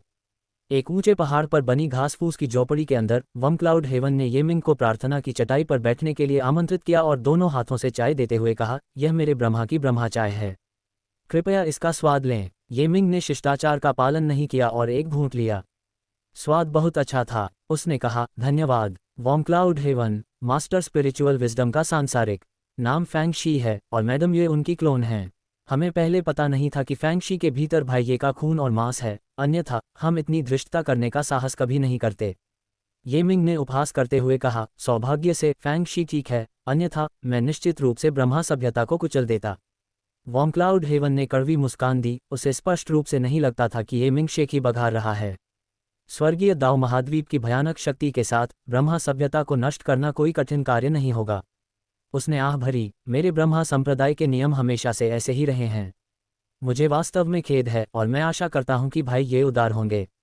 चूंकि मामला समाप्त हो चुका है और मैंने तुम्हारे भिक्षुओं को भी मार डाला है, इसलिए मैं इसे आगे नहीं बढ़ाऊंगा, ये मिंग ने कहा। वॉन्क्लाउड हेवन ने फिर से झुककर कहा, भाई ये आपकी उदारता के लिए धन्यवाद। मैंने भाई ये को यहाँ इसलिए आमंत्रित किया है क्योंकि मुझे वास्तव में एक बात पर चर्चा करनी है। अरे, ये हमारी पहली मुलाकात है।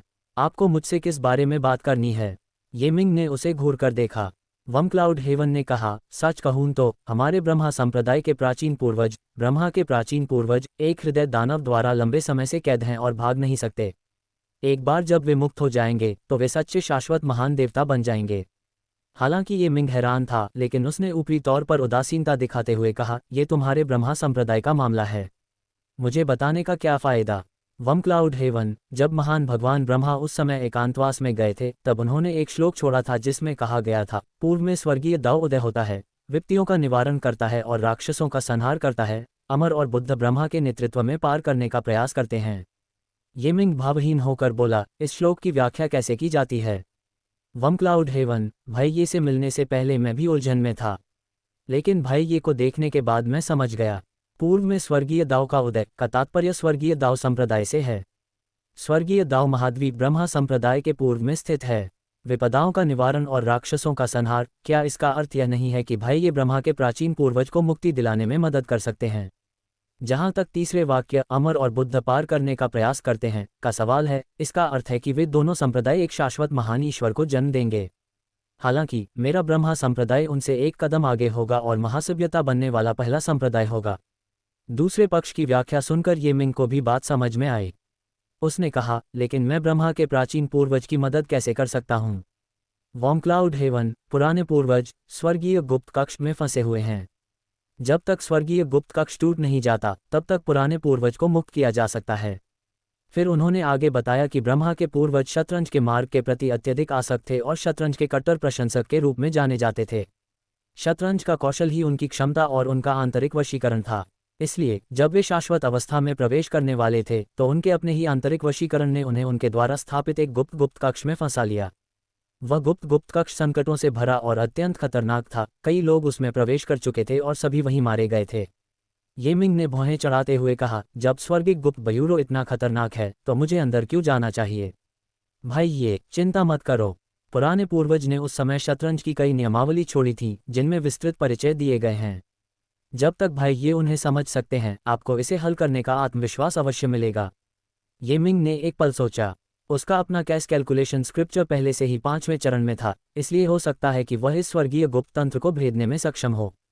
इसलिए एक पल हिचकिचाने के बाद उसने कोशिश करने के लिए सहमति जताते हुए कहा, मैं कर सकता हूं, लेकिन मैं इस बात की गारंटी नहीं दे सकता कि मैं निश्चित रूप से इस स्वर्गीय गुप्त तंत्र को भेद पाऊंगा।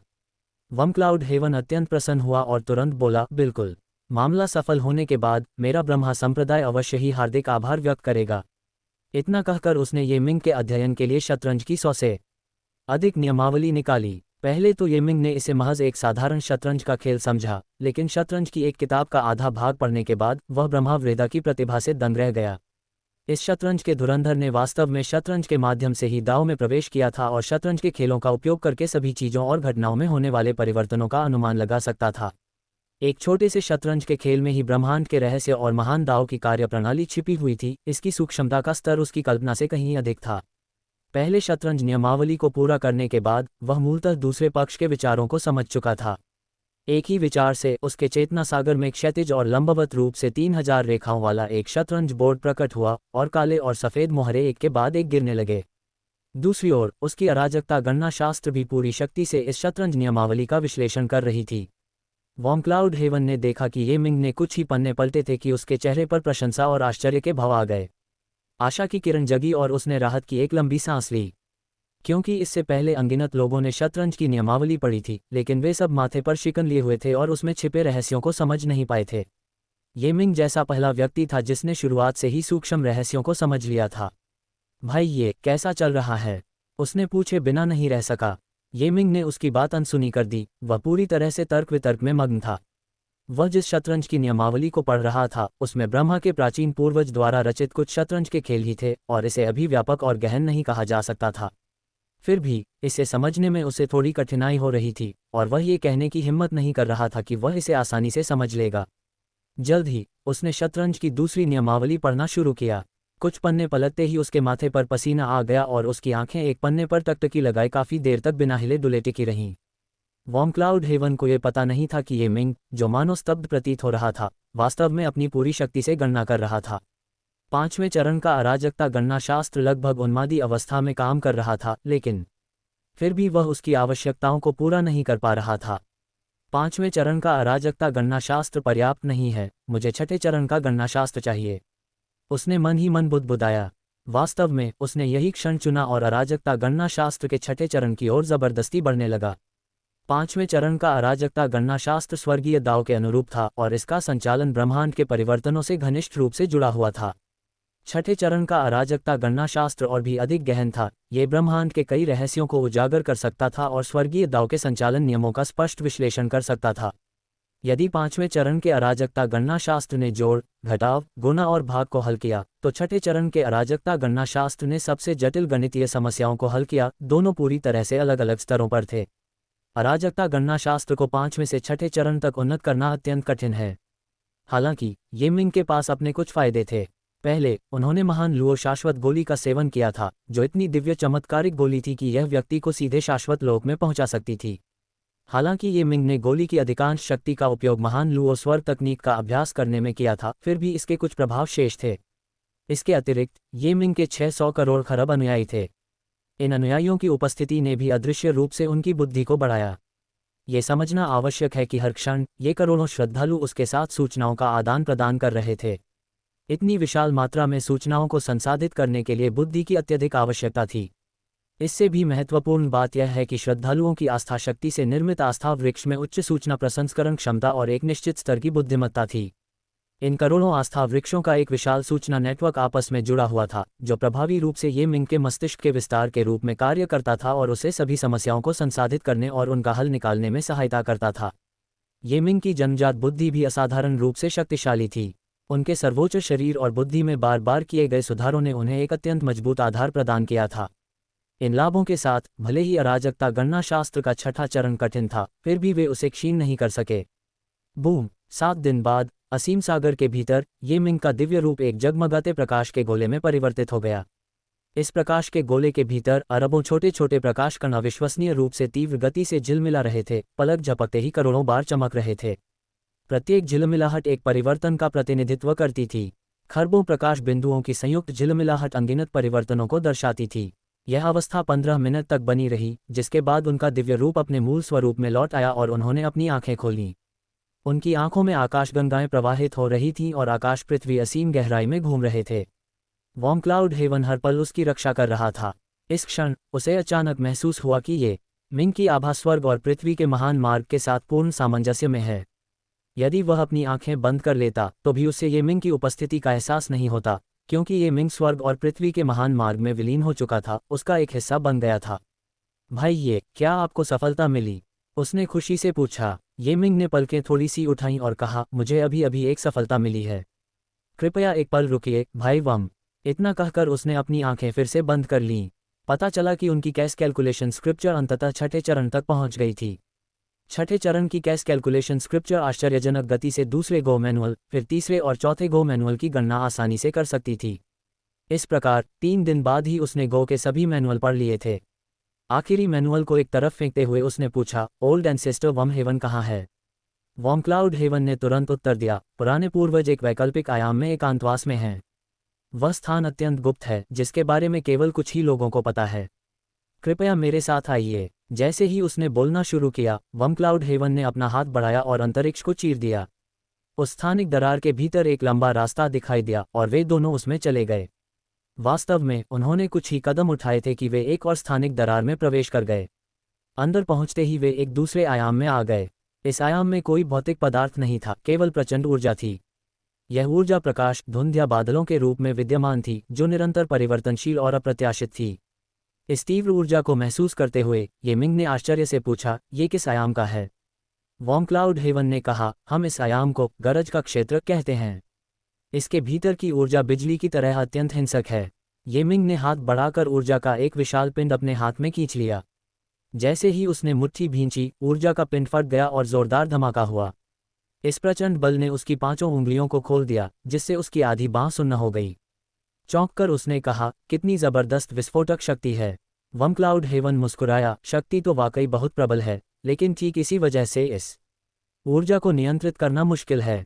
ये मिंग ने मन ही मन सोचा कि जब वह पुराने पूर्वज वम हेवन से मिलेगा तो उनसे अच्छी तरह बात करेगा और शियाओ तियान को यहाँ बुलाकर इस विचित्र, हिंसक ऊर्जा का अध्ययन करवाएगा। उसे लगा कि अगर इस ऊर्जा का उपयोग तोपे बनाने में किया जा सके तो इसका प्रभाव निश्चित रूप से उत्कृष्ट होगा। वम क्लाउड हेवन और ये मिंग ने अभी ज़्यादा देर उड़ान नहीं भरी थी कि उन्होंने एक बूढ़े व्यक्ति को बादल पर पालथी मारकर बैठे हुए देखा, जो बाहरी दुनिया से बेखबर, गहरी ध्यान मुद्रा में लीन था। वम क्लाउड हेवन ने कहा, भाई, ये तुम्हें स्वर्गीय गुप्त कक्ष को तोड़ने में मदद करने के लिए पुराने पूर्वज की आध्यात्मिक दुनिया में प्रवेश करना होगा।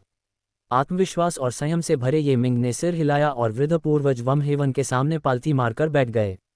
कुछ ही क्षणों में उन्होंने वृद्ध पूर्वज के आध्यात्मिक जगत को महसूस किया, जो विशाल, असीम, भव्य और अटूट था। उन्होंने कई प्रयास किए, अंततः आध्यात्मिक जगत की बाधा को पार करके उसमें प्रवेश करने में सफल रहे। ये कैसी दुनिया थी! अंधकार में, शून्य में, अनगिनत गो रेखाएं एक दूसरे को काटती हुई, परत दर परत, घनी रूप से समाई हुई थीं। इन रेखाओं के प्रतिच्छेदन पर कभी कभी काले या सफ़ेद पत्थर दिखाई देते थे। इन काले और सफ़ेद पत्थरों की आभा अलग अलग थी, कुछ में घातक भावनाएं उमड़ रही थीं, कुछ मृत्यु ऊर्जा से भरी हुई थीं और कुछ शांत और स्थिर थीं। हालांकि ये मिंग के प्रवेश करते ही ये सभी काले और सफ़ेद पत्थर शत्रुता प्रकट करने लगे और एक एक करके उस पर हावी हो गए। इस शत्रुता के दबाव में ये मिंग को सांस लेना भी मुश्किल हो गया, मानो वह 1 इंच भी हिल ना पा रहा हो। उसकी निगाहें चारों ओर घूमी और एक काले पत्थर पर टिक गईं और उसने अपनी पूरी शक्ति से उसका अध्ययन किया। पल भर में उसने इस काले पत्थर की जानकारी को समझ लिया और उस पर नियंत्रण कर लिया। उसके नियंत्रण में आते ही ये काला पत्थर तुरंत एक चौराहे से दूसरे चौराहे पर चला गया। इस छोटे से बदलाव ने वास्तव में सभी पत्थरों की उसके प्रति शत्रुता को समाप्त कर दिया और उसे तुरंत राहत महसूस हुई। बच्चे, बिल्कुल भी बुरा नहीं, एक कर्कश आवाज़ सुनाई दी। अगले ही पल सारे पत्थर और रेखाएं गायब हो गईं और ये मिंग ने खुद को एक अंतहीन, चमकदार, सफ़ेद मैदान पर पाया। उसके सामने एक बूढ़ा आदमी अपने हाथ पीठ पीछे बांधे खड़ा था, उसके चेहरे पर चिंता साफ झलक रही थी। ये मिंग ने इस व्यक्ति को वृद्ध पूर्वज वम हेवन के रूप में पहचाना और तुरंत सम्मान व्यक्त करने के लिए आगे बढ़े। स्वर्गीय दाओ संप्रदाय के नेता ये मिंग ने वरिष्ठ वृद्ध पूर्वज वम हेवन का अभिवादन किया। वृद्ध पूर्वज वम हेवन ने सिर हिलाकर कहा, स्वर्गीय गुप्त कक्ष में प्रवेश करने से पहले मैंने स्वयं भविष्यवाणी की थी और मुझे पता चला था कि तुम मेरे लिए सौभाग्यशाली सितारे बनोगे। आज तुम सचमुच आ गए हो। ये मिंग मुस्कुराया, वरिष्ठ मेरी प्रशंसा कर रहे हैं, मैं खुद को भाग्यशाली सितारा नहीं मानता, लेकिन अगर मैं किसी भी तरह से उपयोगी हो सकता हूं तो मैं, आपका कनिष्ठ, स्वाभाविक रूप से कोई कसर नहीं छोड़ूंगा।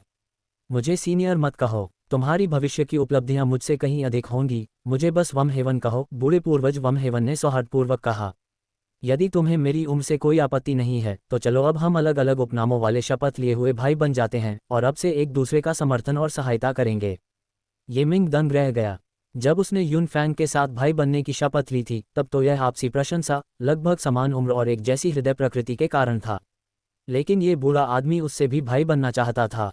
वह क्या सोच रहा था? और तो और दूसरा व्यक्ति एक महान देवता था जो किसी भी क्षण शाश्वत लोक में प्रवेश करने वाला था। भला वह उस जैसे किसी व्यक्ति को कैसे पसंद कर सकता था? वृद्ध पूर्वज वम हेवन को ये मिंग के विचार समझ आ गए थे। उन्होंने मुस्कुराते हुए कहा, अगर तुम नहीं चाहते तो कोई बात नहीं, आखिर मैं बूढ़ा और वाचाल हूँ, युवाओं का मुझे पसंद न करना स्वाभाविक है। ये मिंग ने जल्दी से कहा, वरिष्ठ, आप क्या कह रहे हैं? मुझे नहीं लगता कि आप बूढ़े हैं, नहीं मुझे आपकी लंबी चौड़ी बातों से कोई आपत्ति है। मुझे बस इतना लगता है कि मुझमें न तो ताकत है और न ही वरिष्ठता। आप जैसे महान व्यक्तित्व के साथ शपथ लेकर भाई बनने की योग्यता मुझमें कहाँ है? ये सुनकर बूढ़े पूर्वज वम हेवन ने अपनी आंखें चौड़ी कर लीं। तुम्हारे शब्द सुनने में तो अच्छे लगते हैं, लेकिन अपने दिल में तुम अब भी मुझे बूढ़ा समझते हो।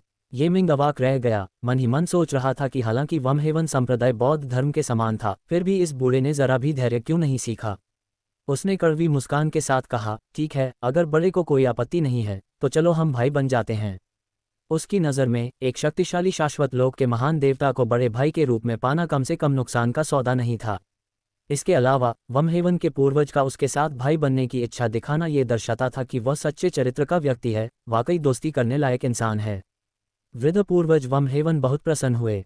बहुत बढ़िया, आइए हम एक दूसरे को प्रणाम करें और आज से हम पक्के भाई हैं। ये कहते हुए उन्होंने सबसे पहले ये मिंग को आदरपूर्वक प्रणाम किया। ये मिंग ने भी तुरंत प्रणाम किया और दोनों ने एक दूसरे को प्रणाम किया। प्रणाम करने के बाद वृद्ध पूर्वज वमहेवन मुस्कुराए और बोले, चूंकि मैं तुमसे बड़ा हूँ इसलिए स्वाभाविक रूप से मैं दूसरा भाई होऊंगा और तुम केवल तीसरे भाई हो सकते हो। ये मिंग चौंक गया, ये सही नहीं है ना? आप दूसरे भाई हैं और मैं तीसरा भाई हूँ, तो फिर सबसे बड़ा भाई कौन है? बड़े भाई अभी भी एकांतवास में हैं, वृद्ध पूर्वज वमहेवन ने कहा और फिर कर्म के बारे में बताया। पता चला कि इस वृद्ध पूर्वज वमहेवन का नाम वमवुफा था और उनकी एक ही माता से एक बड़े भाई थे जिनका नाम वमवुटियन था। दोनों ही असाधारण प्रतिभा के धनी थे।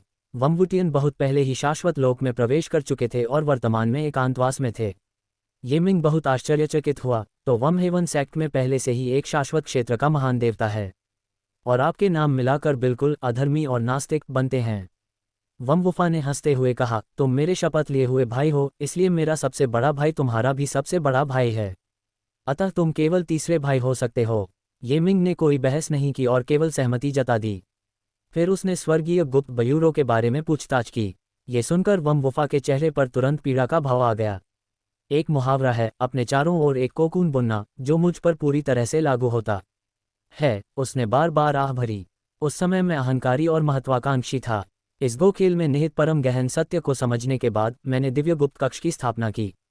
जब कोई शाश्वत लोक प्राप्त करता है तो उसे एक बाधा पार करनी पड़ती है। मेरी बाधा, तुम्हारे दूसरे भाई की बाधा, ये दिव्य गुप्त कक्ष है।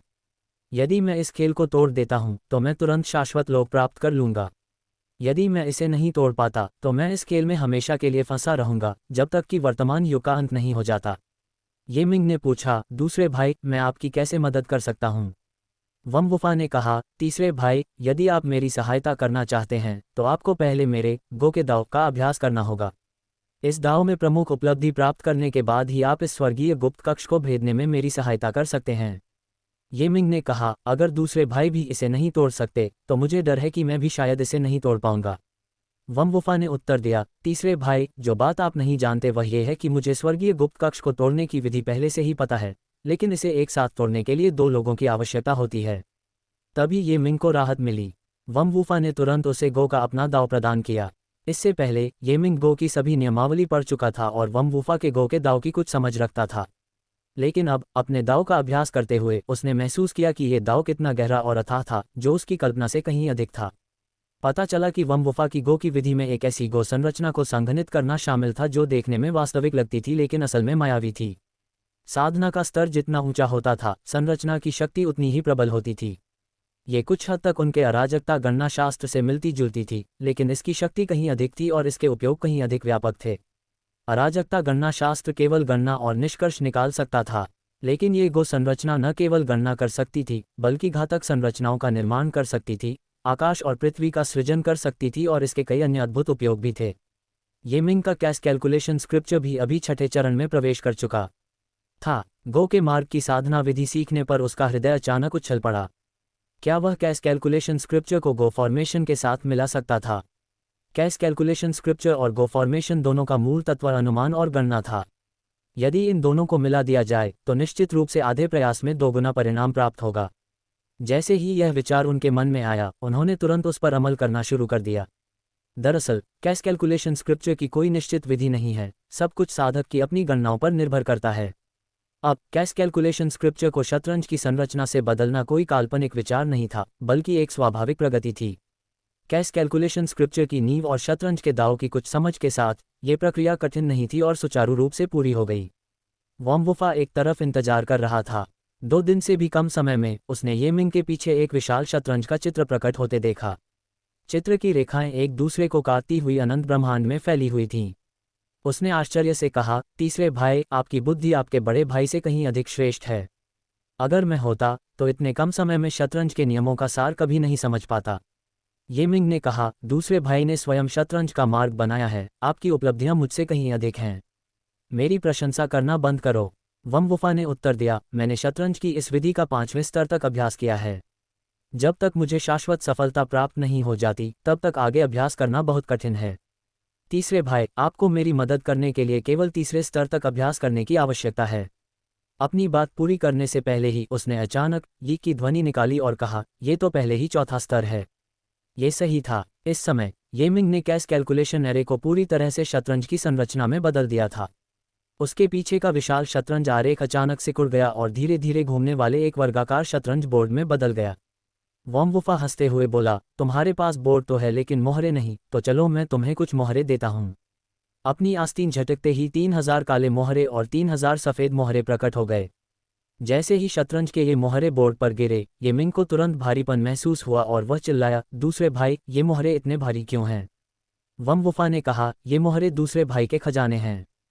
काले मोहरे विनाश पीसने वाली चट्टान से बने हैं। हालांकि ये छोटे दिखते हैं, लेकिन हर मोहरे का मूल रूप विनाश पीसने वाली चट्टान से बना एक पहाड़ था। सफ़ेद मोहरे सृजन दिव्य पत्थर से पॉलिश किए गए हैं। ये काले और सफ़ेद मोहरे क्रमशः विनाश और सृजन का प्रतिनिधित्व करते हैं। केवल इन्हीं के साथ आपकी शतरंज की संरचना की शक्ति को सही मायने में उजागर किया जा सकता है। ये मिंग ने शतरंज की संरचना में हुए बदलावों को भांप लिया और कुछ ही क्षणों बाद बोला, अगर मैं इस शतरंज की संरचना का इस्तेमाल करूं, तो चाहे कितने भी दुश्मन अंदर आ जाएं, वे कभी वापस नहीं लौटेंगे। अगर मैं एक कदम और आगे बढ़ाऊं, तो शायद मैं इसका इस्तेमाल करके किसी महान देवता को फंसाकर मार भी सकूं।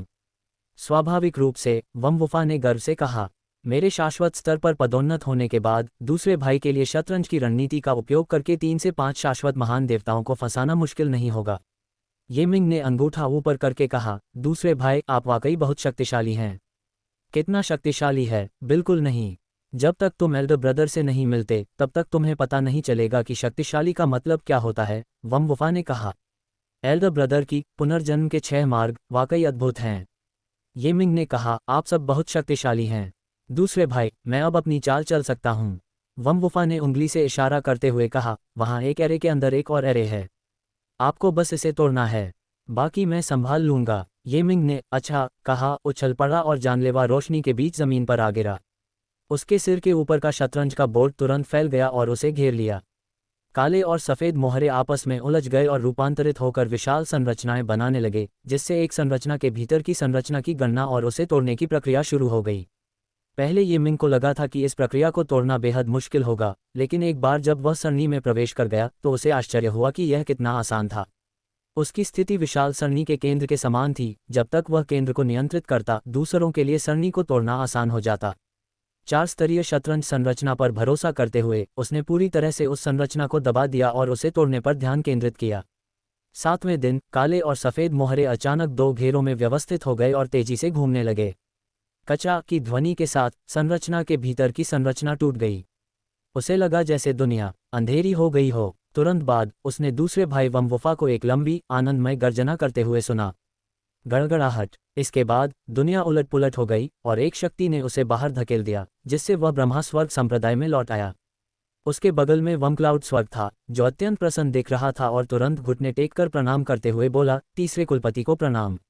ऐसा प्रतीत होता है कि वह ये मिंग और वंगवुफा के शक्तिपूर्वक भाई बनने के बारे में जानता था, इसीलिए उसने ये मिंग को कुलपति कहकर संबोधित किया। ये मिंग ने सिर हिलाया, उठो। क्या दूसरे भाई को सफलता मिली? वॉन्क्लाउड हेवन ने उत्साहपूर्वक उत्तर दिया, स्वाभाविक रूप से वह सफल हो गया। पूर्वज तुरंत यहाँ आ रहे हैं। उनके बोलने से पहले ही एक दिव्य प्रकाश प्रकट हुआ और वंगवुफा उन दोनों के सामने आ गए। वे मुस्कुराते हुए प्रसन्नतापूर्वक बोले, तीसरे भाई, मैं साधना करने के लिए एकांतवास में चला गया हूँ। ये मिंग जानता था कि जो व्यक्ति अवतरित हुआ है वह एक क्लोन है, इसलिए उसने कहा, दूसरे भाई, बस साधना पर ध्यान केंद्रित करो। जब तुम एकांतवास से बाहर आओगे तो तुम्हारा छोटा भाई तुमसे मिलने आएगा। वंगवुफा ने कहा, तीसरे भाई, मुझे आपकी छोटी भाभी की हालत के बारे में पहले से ही पता है। वे बदमाश अंधे थे और मैंने पहले ही लोगों को उनसे निपटने का आदेश दे दिया है। हालांकि दूसरे भाई को इस बात का बुरा लग रहा है। ये जानते हुए कि आपकी छोटी भाभी गर्भवती है, मैंने बड़े भाई से उपहार के रूप में देने के लिए एक खजाना मांगा है। जब वह बोल रहा था, उसके दाहिने हाथ में अंडे के आकार का एक हल्का गोला था, जिससे एक पवित्र आभा निकल रही थी। इस आभा ने ये मिंग को भी तीव्र इच्छा से भर दिया। वह खुद को रोक नहीं पाया और उसने पूछा, दूसरे भाई यह क्या है? वम्वुफा ने कहा, यह महान आशीर्वाद की दिव्य गोली है जिसे प्रथम पीढ़ी के दिव्य सम्राट द्वारा परिष्कृत किया गया है। इस गोली का सेवन करने के बाद भ्रूण पर इसका अधिकतम प्रभाव पड़ता है। बच्चे के जन्म के बाद वह न केवल सर्वोच्च शरीर से युक्त होगा बल्कि जन्मजात दीर्घायु स्तर का महाशक्तिशाली भी होगा। ये मिंग बेहद प्रसन्न हुआ और उसने बार बार उसे धन्यवाद दिया। तीसरे भाई, जब दूसरा भाई एकांतवास से बाहर आएगा तो मैं तुमसे मिलने आऊंगा, हमें कुछ महत्वपूर्ण मामलों पर चर्चा करनी है। इतना कहकर वम्वुफा का क्लोन गायब हो गया। ये मिंग भी देर नहीं रुका, वह अपने लोगों को लेकर स्वर्गिक ताओ महाद्वीप लौट गया। ये मिंग ने फैंगशी की वापसी की खबर की घोषणा नहीं की। स्वर्गिक ताओ महाद्वीप पर जुड़वां चंद्रमा झील नामक एक झील है जहां का नज़ारा बेहद खूबसूरत है, मौसम सुहावना है और भूमि आध्यात्मिक ऊर्जा से भरपूर है जो इसे एक दुर्लभ भूज्योतिषीय खजाना स्थल बनाती है। ये मिंग ने स्वर्गीय शिल्प कठपुतलियों को जुड़वां चंद्रमा झील के किनारे फैंगशी के रहने के लिए आवासों का एक परिसर बनाने का आदेश दिया, क्योंकि 1 महीने से कुछ अधिक समय में उसकी प्रसव पीड़ा शुरू होने वाली थी। इस समय ये मिंग को साधना या व्यवसाय की कोई परवाह नहीं थी। वह हर दिन फैंगशी के साथ बिताता था और इस तरह उसने स्वयं को स्वर्गीय दाओ संप्रदाय के नेता से एक निजी सेवक के रूप में स्थापित कर लिया था। फैंगशी ने पहले ही महान आशीर्वाद दिव्य गोली ले ली थी और इसका प्रभाव आश्चर्यजनक रूप से अच्छा था, यहाँ तक कि माँ फैंगशी को भी इससे बहुत लाभ हुआ। इसके अलावा ये मिंग ने लोगों को बड़ी दौलत खर्च करके तरह तरह की चमत्कारी आध्यात्मिक गोलियां और दवाएं खरीदने का आदेश दिया। फैंगशी का भोजन अब पूरी तरह से उच्च श्रेणी की फसलों से बना होता था और खाना जीवन शक्ति के तरल पदार्थ से पकाया जाता था। वह जो भी फल खाती थी वे सभी दिव्य फल थे जिनके अद्भुत प्रभाव थे। जब उसके पास करने के लिए कुछ और नहीं होता था तो वह आस्था फल को भी नियमित भोजन की तरह खाती थी। फैंगशी का पेट दिन ब दिन बढ़ता जा रहा था। जब भी ये मिंग अपना कान उसके पेट पर लगाता उसे तरह तरह की अजीब आवाज़ें सुनाई देतीं। कभी कभी तो पेट के अंदर बैठा नन्हा सा जीव जानबूझकर अपना चेहरा पेट से बाहर निकालकर लात मारता था। पिता बनने की खुशी बाहरी लोगों के लिए समझ से परे थी। ये मिंग दिन रात बेसब्री से इंतजार करता रहा। आखिरकार 45वें दिन फैंगशी का माथा खुशी से चमक उठा और उसने एक दिव्य प्रकाश उगला। हवा के संपर्क में आते ही वह दिव्य प्रकाश तेजी से फैल गया और एक विशाल गोले में बदल गया जिससे हजारों शुभ आभाएं और लाखों शुभ प्रकाश निकल रहे थे। उससे निकलने वाले दिव्य प्रकाश ने हवा में अप्सराओं और अप्सराओं का रूप धारण कर लिया। कुछ फूल बिखेर रही थी तो कुछ वाद्य यंत्र बजा रही थी। यह एक चहल पहल भरा दृश्य था। ये मिंग ने प्रकाश के गोले को आश्चर्य से देखा और पूछा, फैंगशी, क्या इसके अंदर बच्चा है? फैंगशी ने सिर हिलाया, अपना कोमल हाथ आगे बढ़ाया और धीरे से उसे छुआ। प्रकाश का गोला फट गया और उसमें से एक बच्ची बाहर निकली। वह अत्यंत कोमल और बेहद प्यारी थी। जहां आम बच्चे जन्म के समय रोते हैं वहीं ये बच्ची लोगों को देखते ही खिलखिला उठी। उसके पैरों के नीचे एक शुभ बादल बन गया जो उसे अपने साथ उड़ा ले गया। कुछ चक्कर लगाने के बाद वह नग्न अवस्था में फैंगशी की बाहों में कूद पड़ी और चिल्लाई, दूध दूध। फैंगशी ने स्नेहपूर्वक शिशु को पहनाने के लिए एक छोटा सा वस्त्र निकाला, अपनी दाहिनी बाह को थोड़ा मोड़ा और अपने दाहिने हाथ से शिशु की पीठ को सहारा देते हुए स्तनपान कराना शुरू कर दिया। पिता ये मिंग थोड़ा निराश महसूस कर रहे थे। वे उत्सुकता से बच्ची के करीब झुके, उसे घूरते हुए प्यार से पूछा, बच्ची, पापा बोलो। दूध पीते समय बच्ची ने अपनी बड़ी बड़ी चंचल आंखें घुमाईं, फिर अपना छोटा हाथ बढ़ाया, उसका कान पकड़ा और उसे आगे पीछे मरोड़ने लगी। सच में इस नन्ही शैतान की पकड़ बहुत मजबूत थी। ये मिंग दर्द से कराह उठा।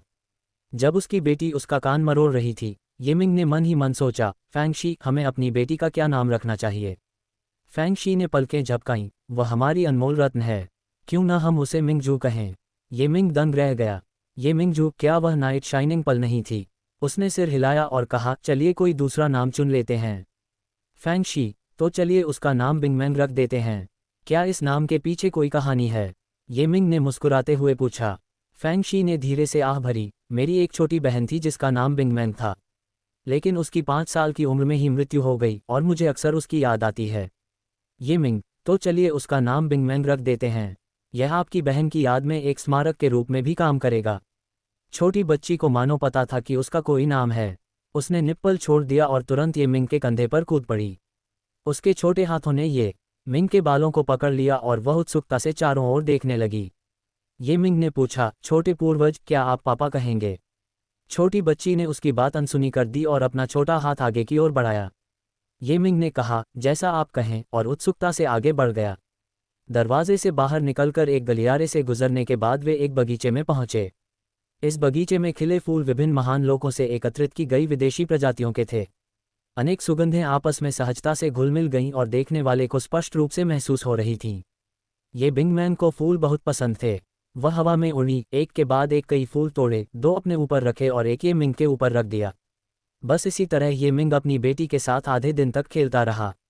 जब बच्ची को दोबारा भूख लगी तब वह दूध पीने के लिए अपनी माँ के पास उड़कर आई। इसी समय तांग युवानशेंग श्रद्धांजलि अर्पित करने आए। गुरुजी, 60 कनिष्ठ भाइयों और कनिष्ठ बहनों का चयन हो चुका है, तांग युवानशेंग ने सूचना दी। ये मिंग ने सिर हिलाते हुए कहा, अच्छा, जाओ और उन्हें निर्देश दो। मैं 1 घंटे में मार्शल दाओ ग्रैंड हॉल में उनसे मिलूंगा। तांग युवानशेंग ने उत्तर दिया, गुरुजी को सूचना देते हुए 2 महीने पहले तीनों कनिष्ठ भाई गान युवानजियान, ये युवानहुआंग और ये युवानलांग लौट आए हैं। ये तीनों वर्षों पहले दिव्य मार्ग में रुचि रखते थे और देवत्व के मार्ग पर चल पड़े थे, लेकिन अप्रत्याशित रूप से वे अब लौटे हैं। ये मिंग, ओह, वे कहाँ हैं? तांग युवानशेंग हंसते हुए बोले। जैसे ही ये तीनों छोटे भाई लौटे, उन्होंने दिव्य मार्ग का त्याग कर दिया और एकांतवास में जाकर कठोर साधना के साथ मार्शल मार्ग का अभ्यास करने लगे। ये मिंग ने सिर हिलाते हुए कहा, अभी भी देर नहीं हुई है। 1 घंटे बाद मार्शल दाओ ग्रैंड हॉल के अंदर प्रथम और द्वितीय चयन प्रक्रिया उत्तीर्ण कर चुके 60 प्रतिभाशाली शिष्य, जो 600 विशिष्ट शिष्यों में से चुने गए थे, एक साथ खड़े थे। इन 60 लोगों में 44 पुरुष शिष्य और 26 महिला शिष्य थे। उनमें से कोई भी वृद्ध नहीं था, 30 वर्ष से अधिक आयु का एक भी शिष्य नहीं था। ये मिंग के प्रकट होने पर इन शिष्यों की निगाहें प्रशंसा से भर गईं। उनकी आंखों में लालसा और श्रद्धा का भाव था। वे चाहते थे कि वे तुरंत ये मिंग के पास पहुंचें और उनका मार्गदर्शन प्राप्त करें। तांग युवानशेंग आगे बढ़े और जोर से घोषणा की, सभी कनिष्ठ भाइयों, मेरे साथ गुरुजी को प्रणाम करने आइए। प्रणाम, गुरुजी। तांग युवानशेंग और अन्य शिष्यों ने अत्यधिक सम्मान दिखाते हुए जमीन पर गहराई से झुककर प्रणाम किया। ये मिंग बेहद प्रसन्न थे। उन्होंने 60 और शिष्य इसलिए लिए थे ताकि वे उस महान ऋषि का अनुकरण कर सकें जिन्होंने एक समय में 72 उत्कृष्ट शिष्यों को एकत्रित किया था। उनकी दृष्टि 60 नए शिष्यों पर पड़ी और वे मन ही मन प्रसन्न हुए। उनकी योग्यता तांग युवानशेंग और अन्य शिष्यों से कम नहीं थी। प्रत्येक शिष्य स्वर्ग का गौरवशाली बच्चा था। ध्यान रखें, स्वर्गीय दाओ संप्रदाय में प्रवेश पाने वाला हर व्यक्ति एक प्रतिभाशाली होता है, जिसे अरबों युवाओं में से चुना जाता है। इनमें से विशिष्ट शिष्य प्रतिभाओं के भी महारथी होते हैं। ऐसे 30,000 विशिष्ट शिष्यों में से केवल 60 को ही निजी शिष्य के रूप में चुना गया था, इसलिए उनकी प्रतिभा असाधारण है। उठो, ये मिंग ने सिर हिलाते हुए कहा, तुम स्वर्गिक दाओ संप्रदाय के सर्वश्रेष्ठ शिष्य हो। तुम में से कुछ मुझसे पहले मिल चुके हो, कुछ नहीं। मैं 7 दिनों तक धर्म का उपदेश दूंगा, ध्यानपूर्वक सुनो। उसके बाद तुम्हारा वरिष्ठ भाई तुम्हें कुछ समय के लिए एक विशेष स्थान पर रहने के लिए ले जाएगा। तांग युवानशेंग मुस्कुराया। वह स्वाभाविक रूप से जानता था कि वह स्थान मानव जाति की पूर्वभूमि थी। पूर्वभूमि से निकलने वालों में अक्सर असाधारण क्षमता होती है। ये मिंग का इरादा निजी शिष्यों की क्षमता को और भी बढ़ाना था और तांग युवानशेंग इसे भलीभांति समझता था। इन सभी निजी शिष्यों ने मार्शल दाओ के द्वितीय स्तर दिव्य मार्शल क्षेत्र तक साधना की थी। ये मिंग की शिक्षाएं अत्यंत गहन थीं, जिनमें महान क्षेत्रों और उनके अनेक उपस्तरों का समावेश था। उन्होंने कुछ भी नहीं छिपाया, अपने सभी ज्ञान का प्रसार किया। ये शिष्य, जो स्वयं को सबसे प्रतिभाशाली मानते थे, पूरी तरह से हिल गए। ऐसा लगा मानो किसी कुएं की तह में बैठा मेढक अचानक विशाल संसार को देख रहा हो। कुछ लोग अपनी खुशी को रोक नहीं पाए और खिलखिलाकर मुस्कुराने लगे। वहीं कुछ लोग इतनी तल्लीनता से सुन रहे थे कि उनके ठुड्डी से लार टपकने लगी और उन्हें इसका पता भी नहीं चला।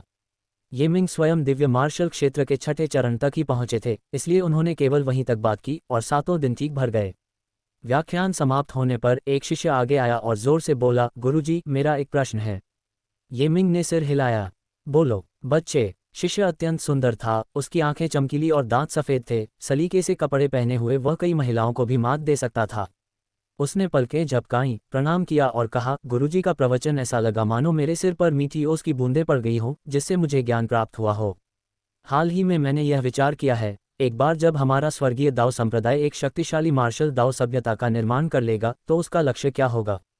क्या यह मार्शल दाओ सभ्यता बंद रहेगी या दूसरों के साथ गठबंधन करेगी? ये मिंग सुखद रूप से आश्चर्यचकित हुआ। जहां अन्य लोग साधना पर ध्यान केंद्रित कर रहे थे, वहीं ये मिंग दूर की सोच रहा था। उसने सहमति में सिर हिलाया। अच्छा सवाल है। मानव जाति में अनेक सभ्यताएं हैं, जिनमें से प्रत्येक की अपनी अनूठी शक्तियां हैं। मार्शल दाओ सभ्यता इन सभी से प्रेरणा लेती है, ये कभी बंद नहीं होगी। इसके विपरीत, प्रत्येक मानव संस्कृति वह भूमि है जिससे यह विकसित होती है और बदले में यह उन्हें समृद्ध करती है। वह मुस्कुराया। मेरी परिकल्पना यह है, हमारी जाति के लिए एक मुख्य सभ्यता, जिसके चारों ओर 7 या 8 प्रमुख सभ्यताएं स्थित हों और उनसे परे अनगिनत छोटी सभ्यताएं हों। सभी स्वतंत्र रूप से आदान प्रदान करेंगी, एक दूसरे से सीखेंगी और साथ मिलकर प्रगति करेंगी। इन शब्दों को सुनकर शिष्यों के मन में एक विशाल, भव्य दृश्य की कल्पना हुई और हर किसी का हृदय आनंद से भर गया। प्रश्नकर्ता ने तेजस्वी स्वर में कहा, हे गुरु, हम अग्नि और जल का सामना करने, अपने प्राणों की आहुति देने और आपकी महान योजना को साकार करने के लिए प्रतिबद्ध हैं। ये मिंग हंसा, अच्छा, तुम मेरे निजी शिष्य हो। एक मार्शल दाओ सभ्यता का निर्माण एक व्यक्ति नहीं कर सकता। मैं तुमसे इसके मूल निर्माता बनने की अपेक्षा करता हूँ। अब तांग युवानशेंग बोले, गुरुजी, 60 नए कनिष्ठ भाइयों के साथ मेरे वर्तमान संसाधन सीमित पड़ रहे हैं। क्या हमें स्तर गिराना पड़ेगा? पहले 12 निजी शिष्यों का वार्षिक हिस्सा तांग युवानशेंग द्वारा आवंटित किया जाता था, जो औसतन प्रत्येक के लिए 100 अरब शाश्वत सिक्कों से अधिक नहीं होता था। उनका अपना भंडार सीमित था, इसलिए चिंता थी। नए आए छात्रों के दिल खुशी से उछल पड़े। उन्होंने व्यक्तिगत पद पाने की इच्छा ये मिंग की शिक्षाओं के साथ साथ उदार समर्थन के लिए भी रखी थी। 100 अरब शाश्वत सिक्के प्रति वर्ष पर्याप्त थे। लेकिन जब छात्रों की संख्या 12 से बढ़कर 72 हो गई, तो क्या वजीफा कम हो जाएगा? ये मिंग मुस्कुराया, युवानशेंग, क्या तुम इसे काटना चाहोगे? तांग युवानशेंग ने सूखी हंसी हंसते हुए कहा, बिल्कुल नहीं, गुरुजी। मुझे बस इस बात का डर है कि इससे स्वर्गीय दाओ संप्रदाय पर बहुत अधिक बोझ पड़ जाएगा। थोड़ी कमी करना ही समझदारी होगी। ये मिंग ने उत्तर दिया, आप संप्रदाय के प्रति जो सम्मान दिखाते हैं वह सराहनीय है, लेकिन निश्चिंत रहें, संसाधन कम नहीं होंगे बल्कि बढ़ेंगे। आज से प्रत्येक व्यक्तिगत शिष्य का वार्षिक भत्ता 1 ट्रिलियन शाश्वत सिक्कों के बराबर निर्धारित किया गया है। 1 ट्रिलियन, पिछली राशि से 10 गुना। क्या उनके गुरु ने कुछ गलत कह दिया था? उनकी हैरानी देखकर ये मिंग ने कहा, जैसे जैसे आपका राज्य समृद्ध होगा, वैसे वैसे आपकी ज़रूरतें भी बढ़ेंगी। ये वृद्धि मामूली है। इतना कहकर वह बिना और कुछ कहे विशाल हॉल से चले गए। इसके बाद तांग युवानशेंग ने 60 नव स्वीकृत निजी शिष्यों को स्वर्गीय दाओ संप्रदाय के टेलीपोर्टेशन एरे के माध्यम से नेतृत्व किया और उन्हें मानव जाति की पूर्व भूमि पृथ्वी पर ले गए। 60 निजी शिष्यों के अनूठे दौरे को एक तरफ रखते हुए ये मिंग ने अपना उपदेश समाप्त करने के बाद सीधे झील किनारे की ओर प्रस्थान किया। कुछ ही दिनों में उन्हें अपनी बेटी ये बिंगमैन की तीव्र याद सताने लगी। जब वह लौटा तो ये बिंगमैन बैठक में पालती मारकर बैठी हुई थी और एक छोटी वयस्क की तरह सांस ले रही थी। फैंगशी रक्षक बनकर उसके बगल में बैठी थी। ये मिंग को देखकर उसने अपनी उंगली होठों पर रख ली। ये मिंग अचंभित रह गया। वह फैंगशी के पास गया और फुसफुसाते हुए बोला, क्या ये नन्हा बच्चा साधना कर रहा है? हाँ, फैंगशी ने धीरे से उत्तर दिया। यह मत भूलो, हमारी बेटी जन्म से ही दीर्घायु स्तर की शक्ति से परिपूर्ण है। वह किस चीज़ का अभ्यास कर रही है? मैंने अभी तक उसे कोई मार्शल आर्ट नहीं सिखाया है, ये मिंग ने कहा। वह स्वर्ग और पृथ्वी की महान क्षमता का विकास कर रही है, फैंगशी ने उत्तर दिया। मैंने इसे मिंग एर को सौंप दिया है। बहुत बढ़िया, ये मिंग ने खुशी से कहा। वह अभी छोटी है, स्वर्ग और पृथ्वी की महान क्षमता जैसी साधना तकनीक उसके लिए एकदम सही है। जैसे ही उसने बोलना शुरू किया, ये मिंग का कान फड़क उठा। लिंग जियाओ यहाँ है, उसने कहा। और सच में यू लिंग जियाओ दरवाजे पर आ गई। पिछले कुछ दिनों में ये मिंग के आसपास की सभी महिलाएं ये बिंगमैन से मिलने आई थीं और उनमें से हर कोई छोटी राजकुमारी को बहुत प्यार करती थी और ये मिंग को अपना बच्चा देने की कामना करती थी। यू लिंग जियाओ ने ये बिंगमैन पर एक नज़र डाली, फिर ये मिंग और फैंगशी को इशारा किया। दोनों जल्दी से बाहर चले गए और ये मिंग ने मुस्कुराते हुए पूछा, लिंग जियाओ, क्या बात है? यू लिंग जियाओ मुस्कुराए, वू जियान, भगवान इतनी जल्दी में भागे कि वे अपने पीछे काफ़ी खजाने छोड़ गए। मैंने उनमें से एक चुनकर मिंग एर को उपहार में देने के लिए रखा है। उसने मिट्टी जैसी दिखने वाली एक काली सी वस्तु निकाली जिससे हल्की सी सुगंध आ रही थी। ये मिंग ने हैरानी से उसे देखा। यह क्या है? ये कर्म की मिट्टी है, यू लिंग जियाओ ने कहा। अनगिनत आत्माओं ने अनंत नरक में युगों तक पीड़ा सहन की और उनका दर्द एक विशाल कर्म सागर में संचित हो गया। उस सागर की तलहटी में इस कर्म की मिट्टी का निर्माण हुआ। ये मिंग ने हैरानी से कहा, क्या इस तरह की कोई चीज़ द्वेषपूर्ण कर्म से दूषित नहीं होती? भाई मिंग, आप नहीं जानते, यू लिंग जियाओ ने कहा। जहाँ यिन अपनी चरम सीमा पर पहुँचता है, वहाँ यांग का जन्म होता है। स्वर्ग और पृथ्वी की सभी वस्तुएं एक दूसरे को उत्पन्न करती हैं और एक दूसरे पर विजय प्राप्त करती हैं। ये मिट्टी वास्तव में सभी बुरे कर्मों को अलग कर सकती है। ये मिंग ने उसे अपने हाथों में गूंथा। शांति की एक अनुभूति उसके हाथ की हथेली में फैल गई। बिल्कुल, अगर इस मिट्टी को एक हार का रूप दिया जाए और उसमें गुप्त क्रिस्टल मिलाए जाएं, तो इसका प्रभाव और भी बेहतर होगा, उसने कहा। ये बिंगमैन के बारे में सोचते हुए तीनों वयस्क सब कुछ भूल गए और वहीं पर हार बनाने में जुट गए। ये मिंग ने 10,000 ताइल इच्छा पूर्ति करने वाले ताबीज सोने और 8 अन्य कीमती सामग्रियों के साथ साथ 10 लाख 15वीं श्रेणी के ताबीज सिक्के लिए, फिर अपनी दिव्य शक्ति का उपयोग करके उसके द्रव्यमान को एक ग्रह के आकार तक विस्तारित किया। उसने दिव्य शिल्प कठपुतलियों को उस पर ताबीज सरनी और भव्य सरणियां उकेरने के लिए भेजा और उसमें गुप्त क्रिस्टल और दिव्य हथियार स्थापित किए। अराजक महाद्वीप के विकास में बिताए वर्षों के दौरान ये मिंग ने कई बहुमूल्य गुप्त क्रिस्टल एकत्र किए थे। उन्होंने 36 प्रकार के क्रिस्टल चुने जो एक दूसरे के पूरक थे, आशीर्वाद क्रिस्टल, ज्ञान क्रिस्टल इत्यादि, कुल मिलाकर 3600 टुकड़े, और उन्हें हार में जड़ दिया।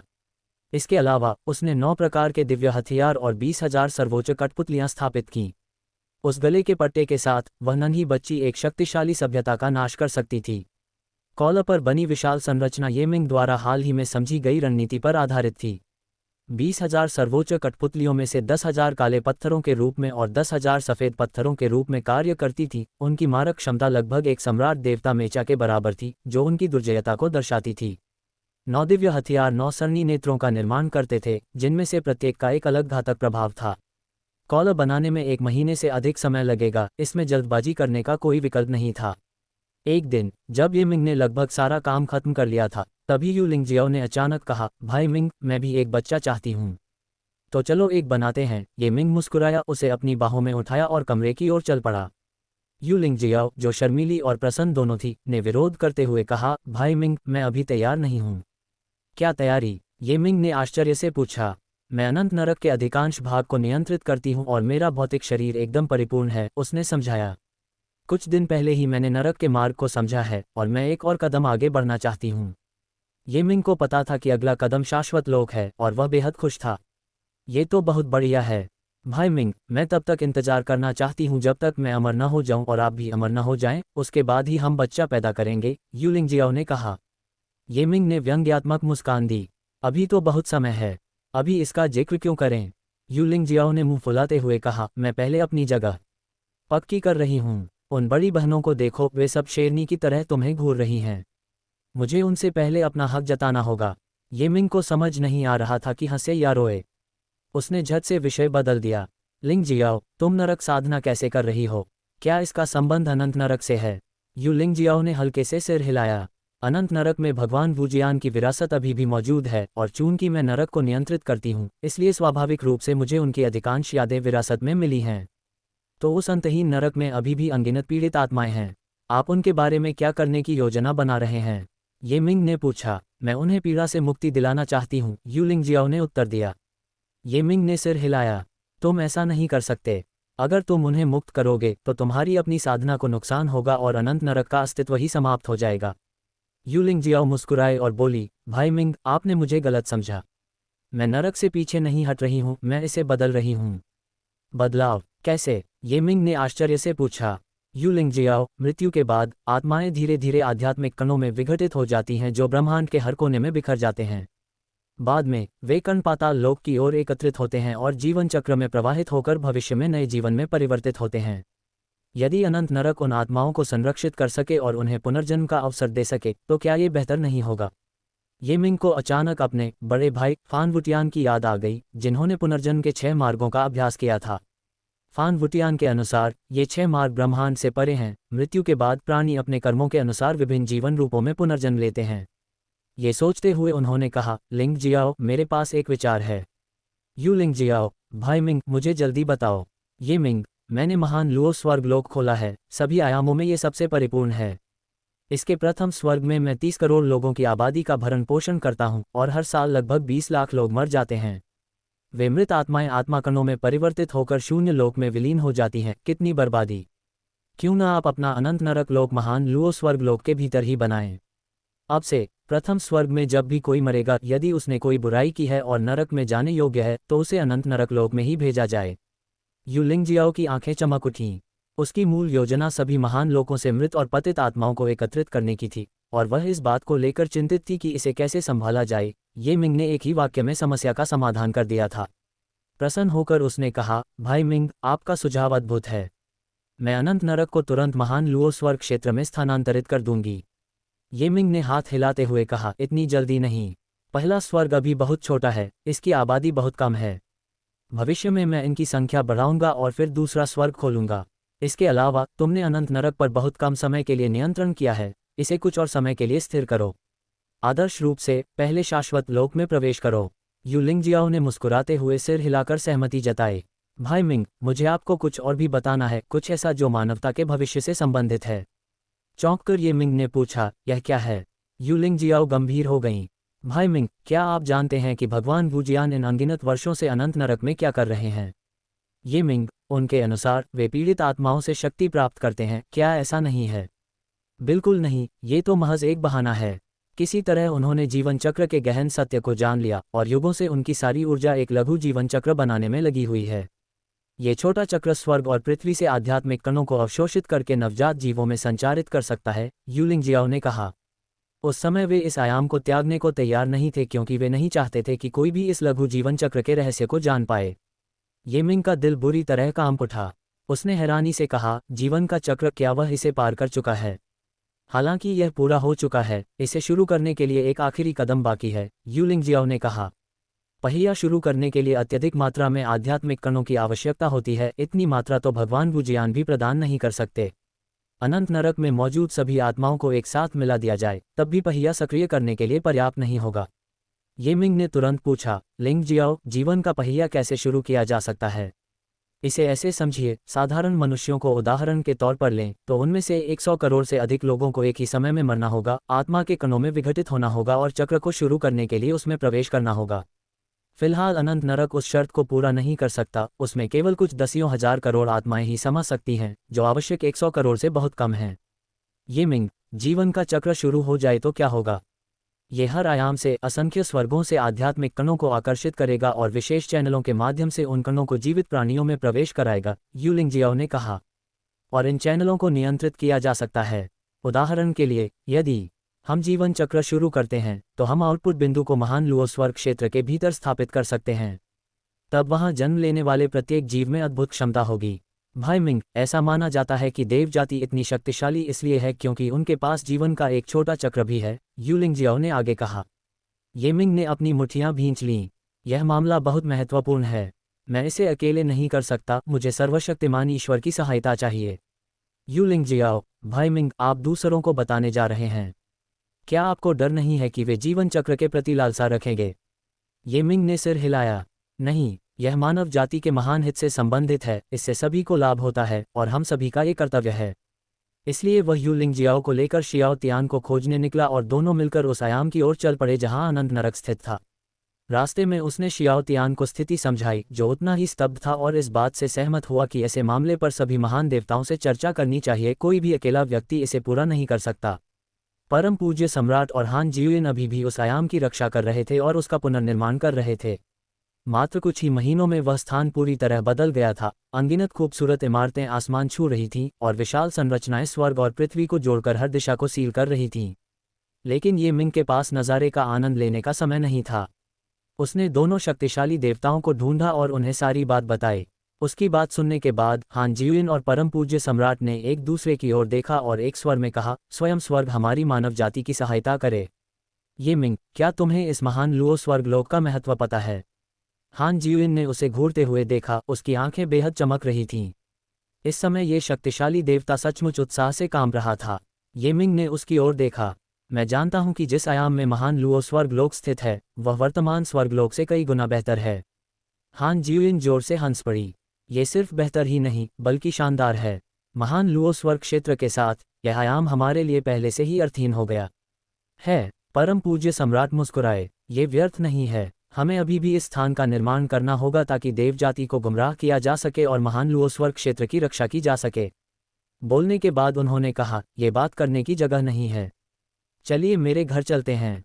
परम पूज्य सम्राट का घर वास्तव में उनका दिव्य साम्राज्य था, विशाल और आत्मनिर्भर। ज़ियाओ तियान समेत हम पांचों के पहुंचने पर वे एक महल में दाखिल हुए। उनके बैठने से पहले ही शून्य लोक से दिव्य प्रकाश की 6 किरणें उतरीं। हालांकि उनके चेहरे धुंधले थे, लेकिन उनकी धरती को हिला देने वाली आभा ने उनकी पहचान शाश्वत महान देवताओं के रूप में प्रकट कर दी। ये 6 महान देवता अन्य आयामों से या अरबों प्रकाश वर्ष दूर से प्रकट हुए थे। ये मिंग ने चारों ओर देखा। 3 देवता अगल बगल बैठे थे, उनकी आभा जानी पहचानी थी। स्पष्ट रूप से ये आदिम 3 सम्राट थे। बाईं ओर बैठा लंबा और प्रभावशाली व्यक्तित्व वाला व्यक्ति सम्राट शिंगटियन था। उसके बगल में एक लंबा बुजुर्ग बैठा था जिसकी भौहें बेहद लंबी थीं, निस्संदेह वह गुरु ही था। गुरु के बगल में सुनहरे वस्त्र पहने एक व्यक्ति बैठा था, प्रसिद्ध धन का देवता जो अमर दाव से उत्पन्न हुआ था। संक्षेप में, यू लिंगजियाओ और शियाओ तियान को छोड़कर वहां उपस्थित सभी लोग महान देवता थे। ये मिंग ने जल्दी से प्रणाम किया और महान देवताओं ने बदले में सिर हिलाया। सम्राट शिंगतियान हंसे, बच्चे, कुछ साल बीत गए हैं और तुम्हारी साधना में काफी सुधार हुआ है, शाबाश। गुरु ने कहा, मेरे प्रिय मित्र, पिछली बार भाग्य के गुप्त क्रिस्टल के लिए कहने के लिए क्षमा चाहता हूँ। जब परिवर्तन की पुस्तक पूरी हो जाएगी तो मैं धन्यवाद के रूप में तुम्हें उसकी एक प्रति भेज दूंगा। हान जियुइन अपनी हंसी नहीं रोक पाए। तो ये मिंग यहाँ सभी से पहले से ही परिचित है, लगता है किस्मत का खेल है। ये मिंग ने कहा, आप सभी मेरे वरिष्ठ हैं, मुझे आशा है कि आप भविष्य में मेरा मार्गदर्शन करेंगे। हम आपके वरिष्ठ नहीं हैं, स्वर्ग के सम्राट ने अचानक कहा। उनका धुंधला चेहरा एक अधेड़ उम्र के व्यक्ति के चेहरे में बदल गया। उन्होंने ये मिंग को ध्यान से देखा, उनके भाव दुख और आनंद दोनों से भरे हुए थे। ये मिंग चौंक गया। वरिष्ठ स्वर्गिक सम्राट, आप ऐसा क्यों कह रहे हैं? स्वर्ग के सम्राट के उत्तर देने से पहले ही पृथ्वी के सम्राट ने पूछा, ये मिंग, मुझे बताओ, क्या तुम महान लुओ स्वर्गलोक में प्रवेश कर चुके हो? ये मिंग ने सिर हिलाया। हाँ, पृथ्वी के संप्रभु ने आगे कहा, क्या आपने पूर्वज की वसीयत का प्रक्षेपण देखा? मैंने किया। ये मिंग ने इससे इनकार नहीं किया। क्या पूर्वज ने तुम्हें अपना शिष्य बनाया? मानव सम्राट ने पूछा। वह एक गंभीर और सुंदर महिला थी, कोई और नहीं बल्कि नुवा। तीनों सम्राटों ने एक साथ पूछा। ये मिंग आश्चर्यचकित रह गया। जी हाँ, मेरे गुरु ने मुझे अपना शिष्य स्वीकार किया और मुझे महान लुओ स्वर्ग क्षेत्र का नियंत्रण सौंपा। तीनों सम्राटों ने एक दूसरे की ओर देखा और मुस्कुराए। स्वर्गिक सम्राट ने कहा, क्या तुम नहीं जानते कि हम तीनों पूर्वज के उत्तराधिकारी हैं? तुम्हें हमें बड़े भाई कहना चाहिए। ये मिंग ने रोशनी देखी, अपना माथा पीटा और प्रणाम करने के लिए आगे बढ़ा। मेरे तीनों वरिष्ठ भाइयों को मेरा प्रणाम। तीनों सम्राट, स्वर्गीय सम्राट फूशी, पृथ्वी के सम्राट शेननोंग और मानव सम्राट नुवा, सभी मानव जाति की पूर्व भूमि से आए थे, जो पौराणिक कथाओं के तीनों सम्राटों का भी मूल स्रोत है। धन के देवता ने धीरे से मुस्कुराते हुए कहा, सचमुच यही नियति है भाई, ये अब से हमें व्यापार में और अधिक सहयोग करना चाहिए। ये मिंग ने तुरंत उत्तर दिया, जैसा आप कहते हैं धन के देवता, मुझे आपकी कृपा से बहुत लाभ होगा। धन के देवता ने कहा, बिल्कुल नहीं, आइए हम एक दूसरे की मदद करें, साथ मिलकर कमाएं और लाभ साझा करें। परम पूज्य सम्राट मुस्कुराए। मेरा एक शिष्य है जिसका दाओवादी नाम यिन यांग दिव्य स्वामी है, उसने एक बार ये मिंग को सलाह दी थी। इस प्रकार हम सभी उसके साथ कर्मिक नियति साझा करते हैं। गुरु ने सिर हिलाया। मेरी राय में, चूंकि महान लुओ स्वर्ग क्षेत्र फिर से खुल रहा है, तो आइए हम वहां स्वर्ग क्षेत्र की स्थापना करें। परम पूज्य सम्राट ने कहा, गुरुजी सही कह रहे हैं। हालांकि महान लुओ स्वर्ग क्षेत्र पूर्वज द्वारा ये मिंग को सौंपा गया था, हम निर्णय नहीं ले सकते, सब कुछ उनकी इच्छा पर निर्भर करता है। ये सुनकर सबकी निगाहें ये मिंग पर टिक गईं। ये मिंग ने कहा, यहाँ उपस्थित लोगों में मेरी साधना का स्तर सबसे कम है और अनुभव भी सबसे सही है, इसलिए मैं आपसे सलाह मांगता हूँ और फिर मैं विकल्पों पर विचार करूंगा। नुवा ने कहा, छोटे भाई, आप महान लुओ स्वर्ग क्षेत्र के स्वामी हैं और महान दिव्य पूज्य के रूप में आरोहण के लिए नियत हैं। आपकी बात ही मान्य होगी, कोई आपको बाध्य या परेशान नहीं कर सकता। संदेश स्पष्ट था। अपने वरिष्ठ भाई होने के नाते तीनों सम्राट ये मिंग के पक्ष में खड़े थे। शाओ तियान ने आगे कहा, बिल्कुल बिल्कुल, खुलकर बोलिए भाई। ये मिंग ने कुछ देर सोचा। महान लुओ स्वर्ग लोक में 33 स्वर्ग हैं, मैं अभी इसका निर्माण कर रहा हूँ। पहले 9 स्वर्गों में अमरता के महान देवता निवास कर सकते हैं, पहले 18 स्वर्गों में दाव रूपांतरण के महान देवता निवास कर सकते हैं, पहले 24 स्वर्गों में स्वर्ग उद्घाटन के महान देवता निवास कर सकते हैं। 24वें स्वर्ग के बाद केवल शाश्वत लोक के पौराणिक चौथे चरण के देवता ही निवास कर सकते हैं।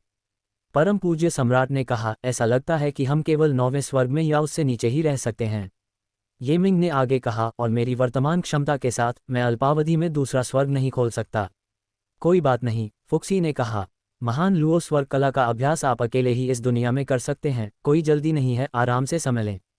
नुवा ने कहा, छोटे भाई, महान लुओ स्वर्गलोक की असाधारणता का कारण यह है कि यह हर आयाम के जीवन को समाहित कर सकता है। आज का स्वर्गलोक, जो देवजाति द्वारा नियंत्रित है, केवल शाश्वत लोक के प्राणियों को ही आश्रय दे सकता है। लेकिन महान लुओ स्वर्गलोक मनुष्यों, जानवरों, सौकुलों और देवजाति का समान रूप से स्वागत करता है। इसका वातावरण साधना और जीवन के लिए अत्यंत लाभकारी है।